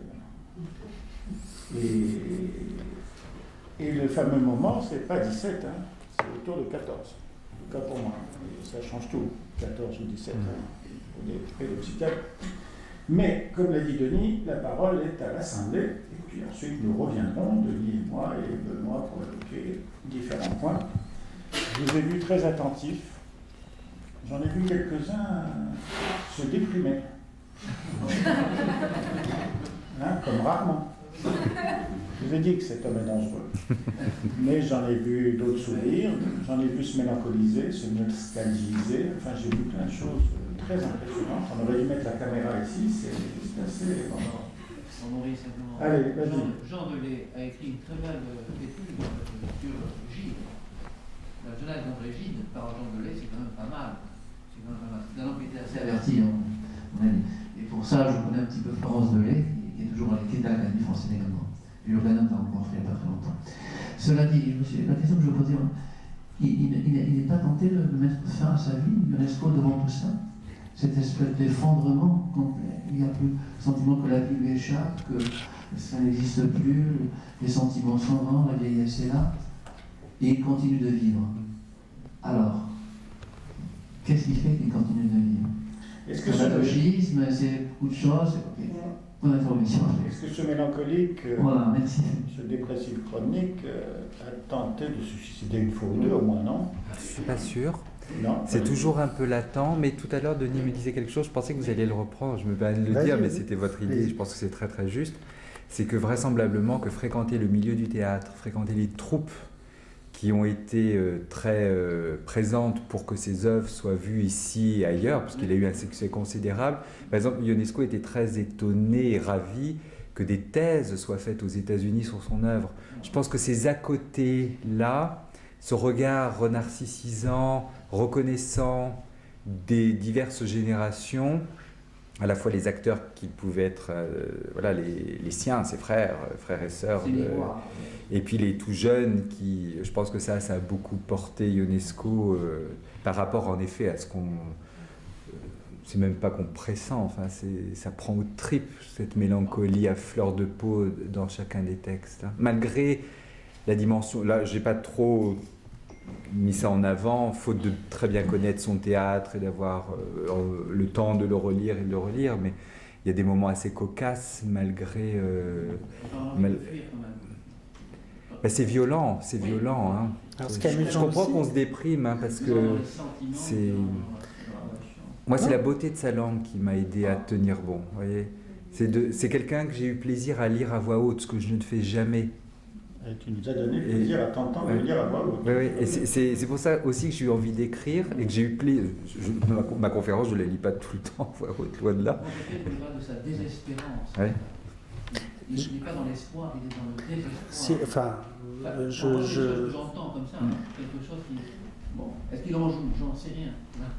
En tout cas, ce qui est marrant pour l'histoire des thèses, c'est qu'en plus, dans ses pièces, il décourage a priori toute tentative d'interprétation. C'est-à-dire là, enfin, il lamine dans toutes les directions. Hein. C'est-à-dire qu'il s'oppose à toute récupération, quelle qu'elle soit, que ce soit par les sociologues, les psychologues, les psychanalystes. Enfin, voilà, il se veut effectivement inaccessible ou tellement substantifique, enfin, je ne sais pas comment le dire, que pour lui, toute récupération, oui, c'est ça, serait vaine. Juste sur ce point, et ensuite, c'est une question centrale. Son œuvre est mélancolique, mais est-ce qu'il est mélancolique, lui? Ça, c'est la question. Pour l'avoir rencontré, avoir discuté avec lui, c'est pour le moins une mélancolie souriante. Hein? Ce qui existe. Ce qui existe, mais qui est une forme de mélancolie tout à fait particulière. Quand on lui disait, par exemple, parce qu'on a interviewé pour la revue à l'époque, quand on lui disait, mais puisque tout est dérisoire, tout est futile, puisque rien n'a de sens, puisque nous sommes tous des pantins, des fantoches, puisque, pourquoi vous écrivez? La mélancolie souriante, c'est de dire, c'est par pudeur, pour éviter de ne rien dire. Bon, comme ça. Et il est désopilant. C'est pas désopilant, il te fait rire, un rire maniaque, un rire nerveux, pour contrer le désespoir. En tout cas, il n'a pas fait de TS, même s'il a été suivi à Sainte-Anne. Très bien. La parole est à quelqu'un que j'ai vu se déprimer, mais très franchement, alors que je le connais bien, Daniel Lévy. C'est une infox totale. Un immense plaisir à vous écouter lire des textes. Absolument, il le lit bien. J'ai une question qui est venue en vous entendant faire une remarque sur le rôle des... qui est en rapport avec les comédiens et les metteurs en scène. Question peut-être naïve, elle s'adresse à vous trois. Qu'est-ce qui fait qu'on écrit plus pour le théâtre qu'on écrit des nouvelles ou des romans ou des poèmes? C'est pas la même écriture. Vous avez un peu une idée sur la question? Alors moi je peux juste dire, j'ai cru comprendre qu'il disait qu'en plus il n'aimait pas le théâtre, mais bon, ça fait partie de ses... Oui. Non, mais il a l'air de dire que voilà, ça s'est quasiment là aussi produit à son insu. Mais après il y a eu une rencontre, je suppose, assez phénoménale, puisque c'est vrai qu'on dirait qu'il a trouvé, parce que parmi les choses qui paraît-il étaient originales, parce que oui, on n'a pas dit, mais dans ce livre La quête intermittente, il y a des moments assez pathétiques où il dit de manière assez, transparente et explicite sa jalousie vis-à-vis de Beckett. Johan aura des questions d'ailleurs. Et enfin, c'est attristant parce que c'est très bas. Enfin, on se dit, mais il est d'une jalousie assez ridicule. C'est des querelles des priorités sur est-ce que ce serait le Beckett qui aurait inventé le théâtre de l'absurde, d'autant qu'il, lui, il parle plutôt de théâtre de l'insolite ou de la dérision. Mais bon, Beckett a eu le prix Nobel, hein, c'est vrai que ça doit être un peu difficile à digérer. Lui, il a été à l'Académie française, mais ça fait peut-être petit joueur. Mais oui, il a fait usage du décor et des chaises, de tout le matériel de manière assez innovante, paraît-il. Il a cette façon de créer des sarabandes où, c'est comme si effectivement la présence de ces acolytes là, c'est double ou triple, c'est reflet ainsi. Il en avait vraiment fait un usage. C'est comme s'il avait fait son psychodrame tout seul. Je sais pas comment expliquer ça. C'est là où il a une mégalomanie galopante mais extrêmement efficace. Il s'est dupliqué, il s'est comme ça transposé, projeté, fragmenté sur l'extérieur. Et puis après, ces personnages ont dû prendre à la fois vie, mais évidemment c'est lui. Et voilà. Et en tout cas, il a eu entre 1950 et 70 une productivité remarquable, parce que ça a l'air d'être toujours la même chose, mais quand on les lit, on s'aperçoit que Nenni, c'est très très très varié, c'est très inventif. Cette productivité témoigne de l'intensité de sa dépression. Oui, je suis d'accord dans la quantité, mais il y a la qualité. Il n'y a pas que la qualité de sa dépression. Alors, c'est comme tous les enfants seuls, oui, en effet, je crois que c'est très juste ce que tu dis. Comme tous les enfants seuls, ils créent des personnages et ils les jouent tous, ils jouent tous les rôles. Oui. Mais juste sur le. Ça s'incarne. Voilà. C'est ça. C'est une figuration qui va déboucher sur une incarnation. Et peut-être qu'il a pressenti que c'est important qu'il y ait des vraies personnes qui lui répondent. Enfin, il s'est créé son entourage. Parce qu'à l'époque, il avait un petit boulot, je ne me souviens plus lequel, mais enfin, on se dit, c'est vrai que. Parce qu'on peut remercier aussi la Roumanie, il a passé son bac là-bas, il a commencé sa thèse là-bas, il a profité d'une thèse sur Baudelaire pour venir en France pendant la guerre, mais c'est une belle création quand même de ce beau pays. Hein. Juste d'ailleurs, on n'en a pas parlé, moi je me suis demandé quel était le rapport justement avec ses ascendances roumaines, parce qu'il est très discret sur tout ce qu'il a dû piocher des auteurs roumains. Alors, la particularité des personnages qui se créent, très tôt, son premier texte est Élégie pour des hommes minuscules, c'est ça son premier texte à l'adolescence. Ces personnages, ils ont cette caractéristique, contrairement à ce qu'on veut faire dans nos psychodrames, c'est que ces personnages n'arrivent pas à communiquer entre eux. C'est ça qui est phénoménal, qui n'arrête pas de ne pas y arriver.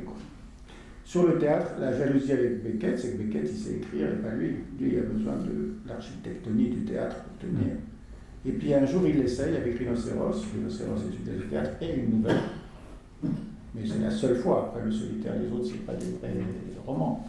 Mais il existe donc un roman, Rhinocéros, qui est une nouvelle, qui n'a rien à voir avec la pièce de théâtre et dont il est particulièrement fier parce qu'il a réussi à tenir jusqu'au bout sans l'aide de ces personnages multiples qui s'inventent. Il a été l'auteur de Deus Ex Machina tout seul, sans les autres petits fragments de lui-même qui se battent en Dieu. Oui, madame, madame Silke, quand vous aurez raccroché le téléphone, vous pouvez poser votre question. Non, je me fais m'appeler pour que tu regardes vers moi pour que c'est ça. Tout d'abord, bien sûr, un immense merci parce que effectivement. Ionescu, ça m'a replongé dans mon adolescence, parce que la dernière fois que j'ai lu Ionescu, c'était à l'adolescence, en parallèle et en stéréo avec les mains sales en fait de Sartre et avec l'étranger de Camus. C'était ça le programme au français qu'on avait. Et en fait, ce qui m'a fasciné chez lui, c'est que dans mon petit esprit naissant d'adolescente, j'ai voté pour Sartre. Et j'ai compris que Ionescu, c'était Sartre, mais sans la philo. C'est-à-dire qu'il y a une sorte de brutalité presque dans sa manière de saisir l'abîme de l'existence humaine, de la tragédie, qui effectivement nous rappelle Buster Keaton, qui nous rappelle Charlie Chaplin, qui nous rappelle finalement l'espace scénique très très singulier du burlesque. et où, à mon sens, c'est pas du tout étonnant qu'il ait besoin du théâtre pour spatialiser cette absurdité-là. Parce que c'est terriblement compliqué de la spatialiser que dans l'écriture, comme Beckett a pu le faire. Et le deuxième point dont je tenais à te remercier, Benoît, c'est en effet la langue. Il ne faut jamais oublier que les écrivains les plus redoutables sont ceux qui n'écrivent pas dans la langue maternelle. Parce que notre ami Gérard Perlot a écrit des choses extraordinaires là-dessus, sur Nabokov, sur Beckett justement, également aussi sur Ionescu, parce qu'on le sait que l'écrivain doit faire le meurtre de la langue maternelle quand il écrit dans cette langue-là. Et puis il y a la solution un peu de facilité ou d'élégance qui est prise par des écrivains qui s'expriment dans une langue étrangère pour justement faire saisir que la langue, quoi qu'il en soit, elle est toujours étrangère. Et là, il y a une dimension chez Ionescu qui sera vraiment important, et j'aimerais t'entendre là-dessus, c'est cette dimension d'avoir fait sacrifice de la langue maternelle pour trouver la langue poétique qui du coup donne l'illusion qu'elle est plus à lui pour ne pas attaquer, laisser intacte la langue maternelle. Voilà la question que j'avais envie de poser. Au risque qu'elle ne devienne folle.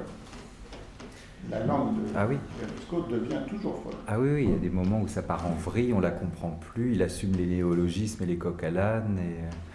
Oui. Je suis tout à fait d'accord avec toi, et ce qui est tout à fait troublant dans son usage de la langue, tel que, en tout cas, moi j'ai pu y avoir accès dans ces quelques textes, j'ai pas lu l'œuvre en entier, loin de là, c'est à la fois combien est-ce qu'il ne cesse de dire que c'est complètement vain d'essayer de trouver des mots qui disent les choses pensées, ressenties, et comment en même temps il peut être, je reprends le mot de Marie-Claude Hubert, parce que j'aime beaucoup son petit livre sur Ionescu, combien il a un usage outrancier de la langue. Et que c'est ce paradoxe-là qui est en fait tout à fait saisissant. C'est qu'à la fois c'est démesuré, parfois il y a des moments où je dis il en fait vraiment trop, et en même temps ça ne suffit quand même pas à dire ce que l'on peut pressentir de sa douleur, de son envie de vivre. De son exil aussi, oui. Parce que la question de l'exil voilà. est quand même fondateur oui. de l'écriture. Et là, je crois quand même qu'il y a la langue maternelle, mais il y a aussi la langue paternelle. C'est la langue maternelle et la langue paternelle. C'est ça. Et que le père, lui, n'a pas voulu rester en France. Alors que la mère, dès qu'elle a pu, elle a voulu revenir. J'avais juste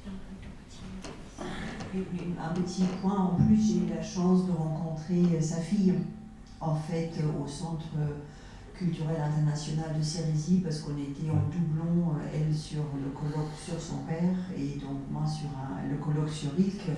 Donc c'était un entrechoc invraisemblable, Rilke d'un côté, Ionescu de l'autre, donc vraiment avec des interférences assez exceptionnelles. Et en fait, je recommande à tous ceux qui aiment Ionescu, donc les actes de ce colloque-là, pas d'une autre, la modestie me l'interdit, mais donc du colloque sur Ionescu, parce que sa fille a vraiment voué sa vie entière à faire vivre l'œuvre de son père. Bon, c'est généralement ce que font les petites filles par rapport à une prégnance comme ça, vraiment de créateur, pour justement attirer l'attention sur la théâtralité. C'est-à-dire, Ionescu sans scène, c'est juste pas possible.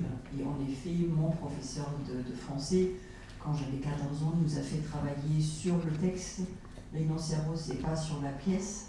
Et justement, en saisissant l'aspect exceptionnel, alors que l'espace scénique pour un écrivain de théâtre est vraiment une dimension fondatrice. J'avais juste envie de compléter ça. Il y a vraiment des actes exceptionnels au CCIC édités par sa fille. D'accord.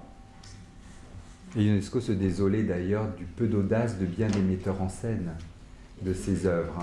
Il trouvait qu'ils n'étaient pas assez inventifs pour rendre compte de ce que justement les mots ne suffisaient pas à dire. Moi justement, j'avais entendu parler que Ionesco en fait écrivait certains dialogues avec sa femme, par exemple dans le métro, et il y avait quand même une interactivité de sa création. Voilà, c'est des reliquats qui me restent de ma prépa, et mon professeur de lettres à l'époque nous disait ça, et du coup on s'amusait après les classes, en prenant le métro, à créer des dialogues. Voilà, donc il n'était pas vraiment seul dans son écriture, je pense, parce qu'il y avait cette interaction avec sa femme, qu'on peut se permettre dans une écriture, de pièces de théâtre, alors que quand on écrit, je pense, une nouvelle ou un roman, c'est quelque chose de beaucoup plus solitaire, de beaucoup moins interactif, je pense. Hein. Et je voulais revenir aussi sur la notion aussi de suicide, où est-ce que, quand vous avez dit est-ce qu'il a pensé à se suicider, vous avez dit très justement Benoît Verdon, non, oui, c'est Denis Bochereau. Vous avez dit que les différents personnages de l'UNESCO, c'était un peu lui, dont le roi se meurt. Et justement, le roi, il se donne pas la mort, le roi se meurt, il ne veut pas mourir, et il s'accroche malgré tout. Et je pense que pour l'UNESCO, l'écriture est une façon de s'accrocher, qu'il ne veut pas mourir. Et peut-être que cette façon que son œuvre soit un peu saluée partout, pour lui, c'est quelque chose comme ce roi, en fait, qui veut que partout, que les vitraux aient la couleur de ses yeux, que peut-être que c'est la même chose. Alors qu'est-ce qui s'est passé quand il a été... finalement, il a été admis chez les immortels. C'est assez symbolique. Hein. Voilà. Bon, merci en tout cas pour ce beau moment. Oui, mais est-ce que le symbolique suffit ça? Sûrement. Donc les trois grands Roumains, Mircea Eliade, Eugène Ionesco et Sioran, pour ce qui est de l'exil, ils se retrouvent toujours au même restaurant, le fameux restaurant roumain à côté de l'ambassade de Roumanie, qui est infâme, n'y allez pas. Voilà, visitez d'abord les toilettes avant de manger, parce que c'est l'horreur. Et il y a des photos de ces trois-là partout. Puis, bon, donc on m'a raconté des beuveries incessantes, en particulier sur la question de mourir ou pas mourir. Bon, c'est Sioran qui a la panne, qui dit qu'il a passé sa vie à penser au suicide, et ce qui lui a permis de ne pas se suicider. D'accord? Donc, mais c'est pas la gloire, c'est pas la renommée, c'est pas la reconnaissance, en tout cas du public, de l'audience, qui leur importe. Cette reconnaissance n'a pas eu lieu. C'est un premier effondrement, c'est la reconnaissance du père. Pour Sioran, elle est intangible, elle ne bougera pas. Ça ne les intéresse pas d'être reconnus. Ils sont beaucoup trop malades pour pouvoir guérir que quelqu'un répare quoi que ce soit. La réparation ne les intéresse pas. Ils veulent continuer à être malades, à être déprimés, être dans la continuité de ce qui a eu lieu. Ça me semble un point très important. Ça. Peut-être que Sioran a une âme plus haute que l'UNESCO, mais vous avez bien dit qu'il était jaloux de Beckett. Ils sont jaloux les trois sont jaloux les uns des autres. C'est effarant, c'est des potaches, c'est des garnements. Oui. Mais ils sont très narcissiques, oui, bien sûr, et ça leur fait beaucoup plaisir, mais ça ne les remplit pas. Ça les remplit pas, c'est bon. Oui. Ce qui m'a touché, c'est parce que moi, comment dire, cette fixation narcissique, j'allais dire, parce qu'à un moment donné, et cette position, j'allais dire, presque anobjectale. C'est-à-dire, par exemple, quand il dit je m'endors et je ne donnerai pas, dans l'attente de mon petit déjeuner, le lendemain matin, je ne donnerai pas ma vie, même à un enfant, parce que l'important pour moi, c'est que je retrouve ce petit déjeuner le lendemain matin, tellement c'est un complément à la vie, mais qui le fait aller jusqu'à une position anobjectale. J'ai l'impression où finalement les objets extérieurs sont plus présents du tout. C'est un traitement narcissique. Oui, mais je pense que le seul fait de le dire témoigne quand même de l'investissement de l'objet. Vous voyez, le seul fait de dire je ne donnerai pas mon quignon de pain à un gamin qui me le demanderait parce que c'est la preuve que le petit déjeuner est là et donc je le garde pour moi, ça reste quand même, je pense, un très grand investissement d'objet. Même si c'est pour le dire en négatif, vous voyez. Le mélancolique, d'abord il ne le dit pas, et puis il demande rien à personne, et puis il se suicide. Lui, il pose la question.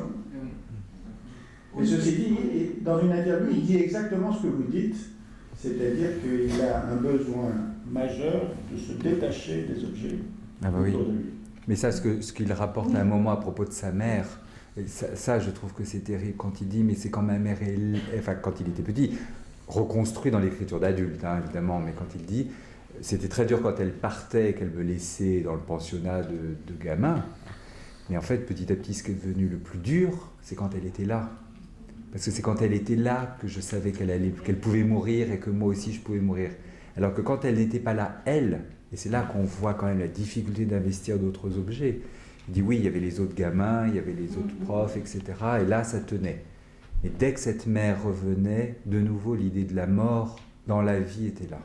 Je vais vous lire quelques petits échantillons, puis c'est un petit jeu de devinette. Hein. C'est parce que je voulais vous lire la fin de chacun de ces livres, mais je vais vous lire le début.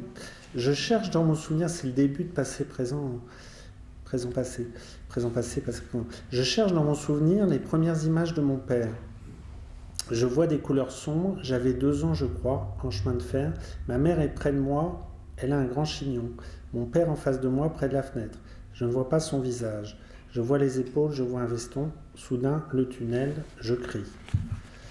Un peu plus loin, il dit « Je l'entrevois, lui, manches retroussées, en train de frotter ma sœur avec une brosse.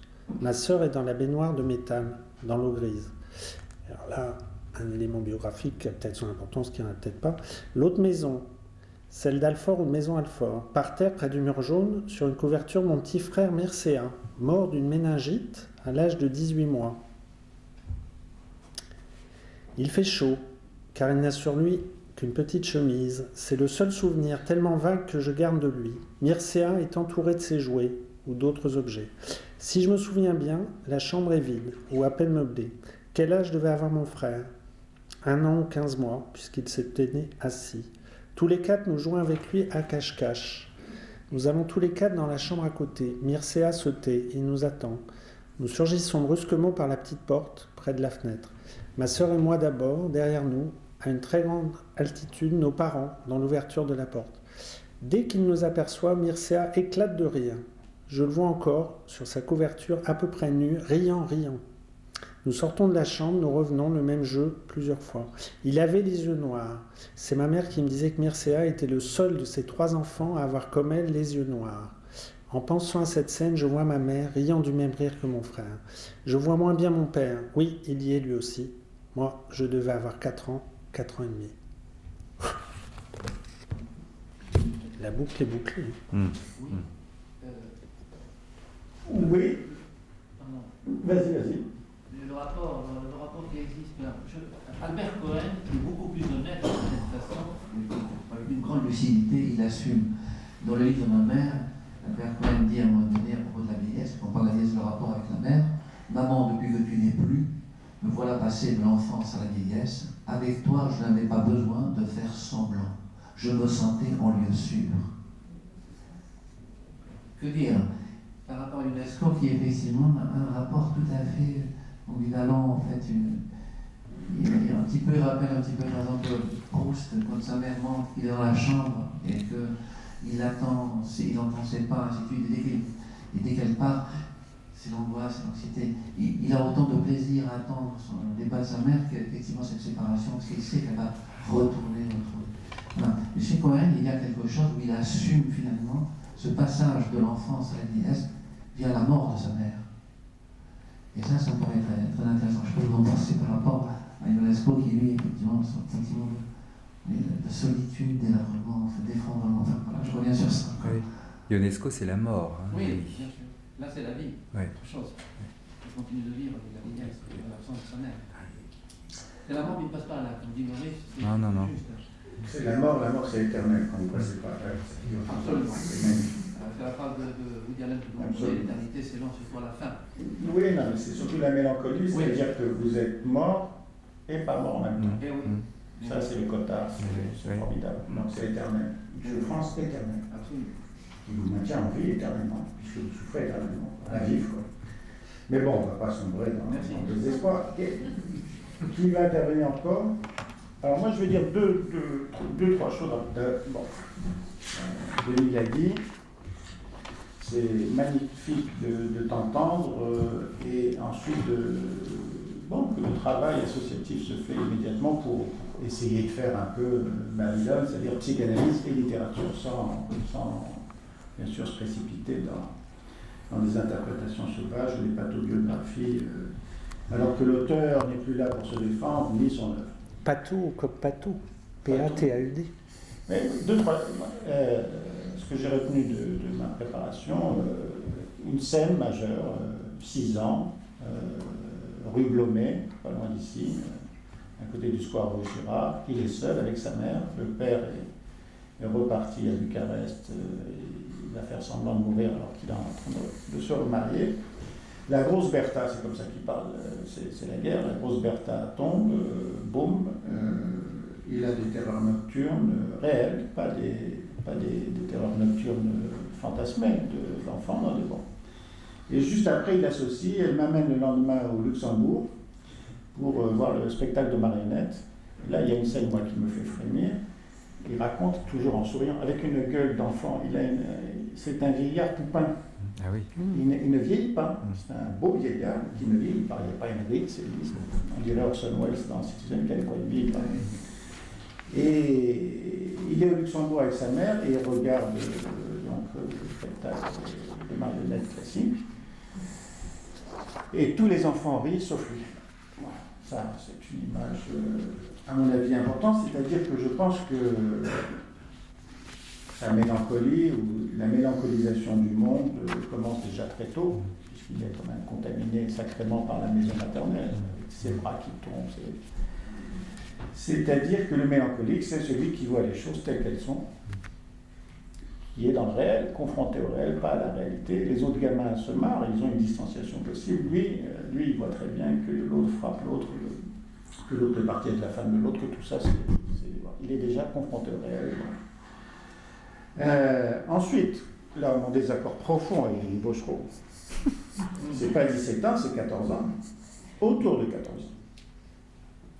Qu'est-ce qu'il raconte? Et puis, tout d'un coup, donc autour de 14 ans, alors, je vous rappelle sa phrase majeure,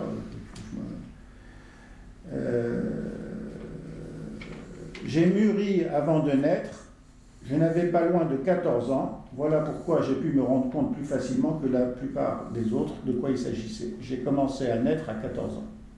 Il y a un problème à 14 ans, autour de 14 ans, à l'adolescence. À mon avis, la question de la sexualité qu'on n'a pas abordée est centrale. L'excitation le terrifie, le désorganise, il va essayer de l'éviter. Bon, moi, je crois que c'est la plus belle description du poteau noir, de la morosité adolescente, telle que Winnicott l'a décrit, mais avec Ionesco. Puis tout d'un coup, il y eut comme un renversement, c'est comme si une force centrifuge m'avait projeté hors de mon immobilité, parmi les choses qui vont et viennent et qui s'en vont. Pire, c'est moi qui tout d'un coup eus le sentiment que les choses restaient et que je m'en éloignais. À 15 ans, c'était fini. J'étais dans le temps, dans la fuite et dans le fini. Le présent avait disparu. Ça, c'est la mélancolie. Le présent avait disparu.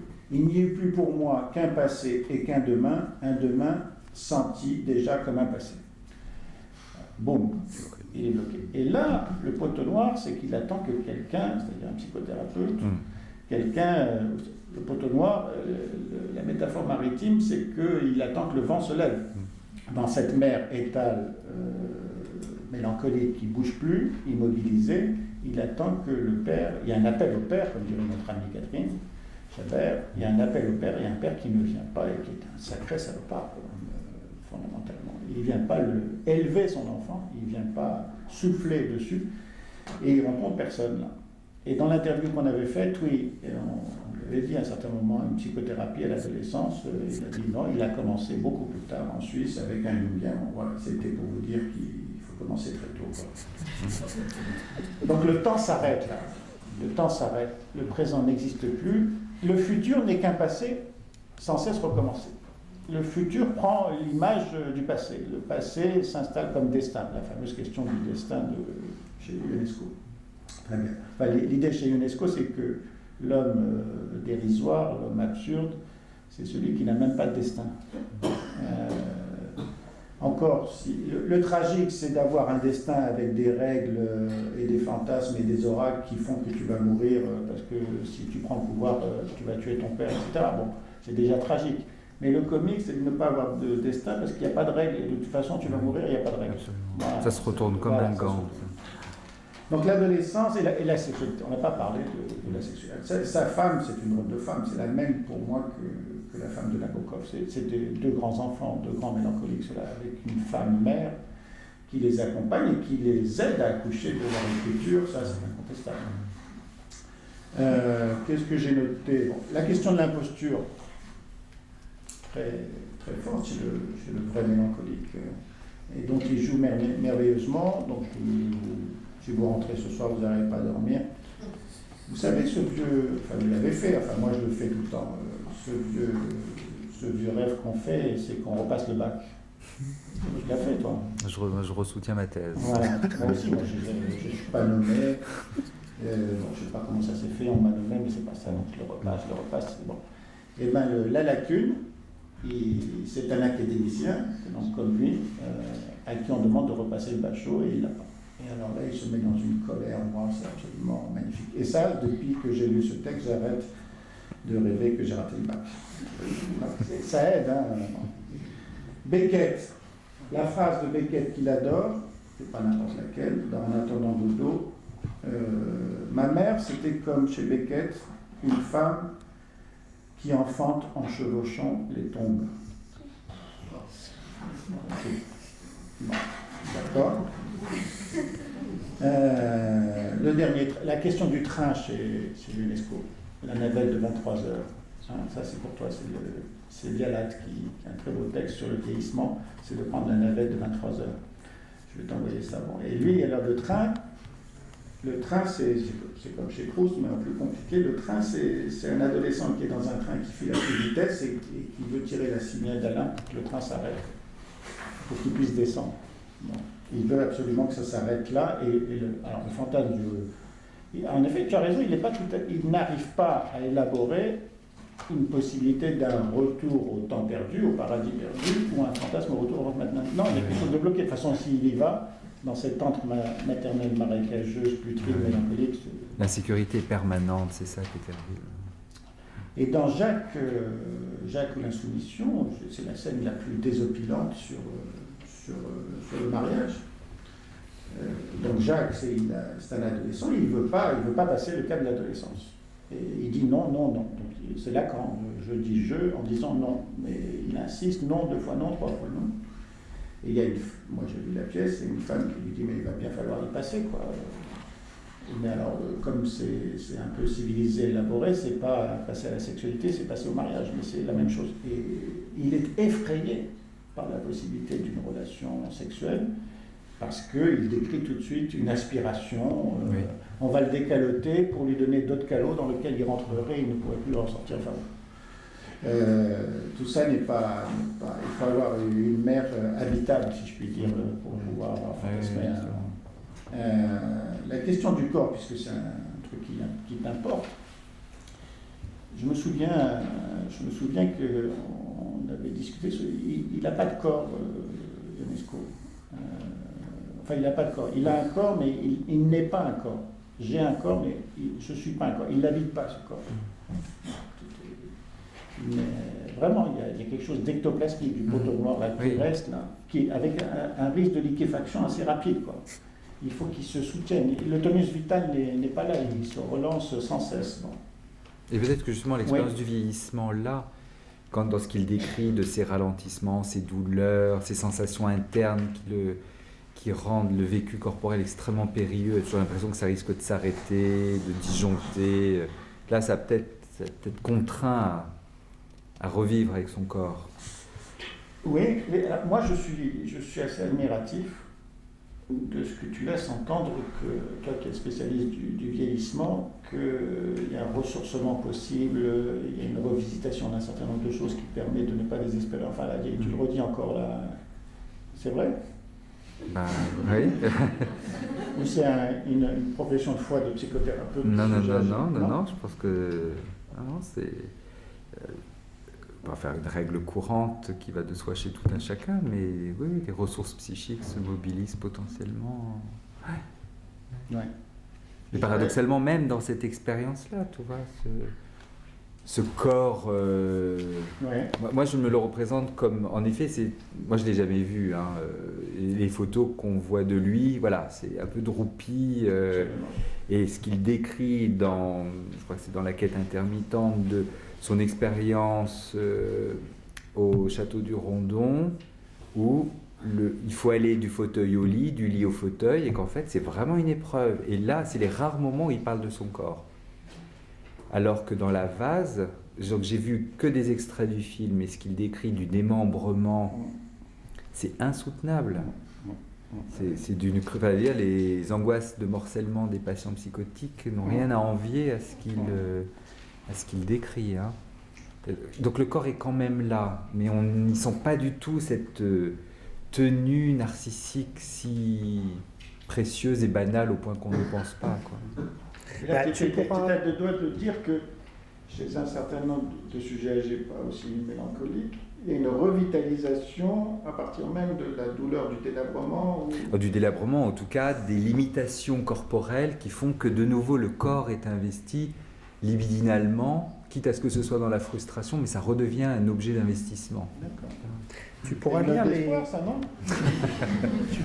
pages 74, 75, 76. Je vais t'en donner juste un échantillon, je suis désolé, hein, vous allez vous coucher. Mais ce qui est ennuyeux, c'est qu'avec mon tempérament, ces difficultés provoquent chez moi de véritables pénibles angoisses. Avant d'introduire le suppositoire dans l'anus, j'attends jusqu'à 10h, 10h30, pour laisser le temps aux gens de faire leur caca. Parce qu'il y a toute une histoire de manque de toilettes partagées. Voilà. Et dans l'attente, je ne peux pas lire les confessions de saint Augustin que j'ai apportées. Ces angoisses du corps, avec une majuscule, hein, ces angoisses du corps m'empêchent de penser, empêchent ma liberté. Ces angoisses si matérielles sont de vraies angoisses. Penser à ces intestins au lieu de réfléchir aux problèmes de l'esprit, point d'exclamation. Aujourd'hui, je suis soulagé. Alors moi, je voulais finir sur une autre note. C'est nous le discutant, donc je vous laisse méditer là-dessus. La prochaine fois, Julia Kristeva, Colette. Merci beaucoup, Benoît, merci. Merci, Denis.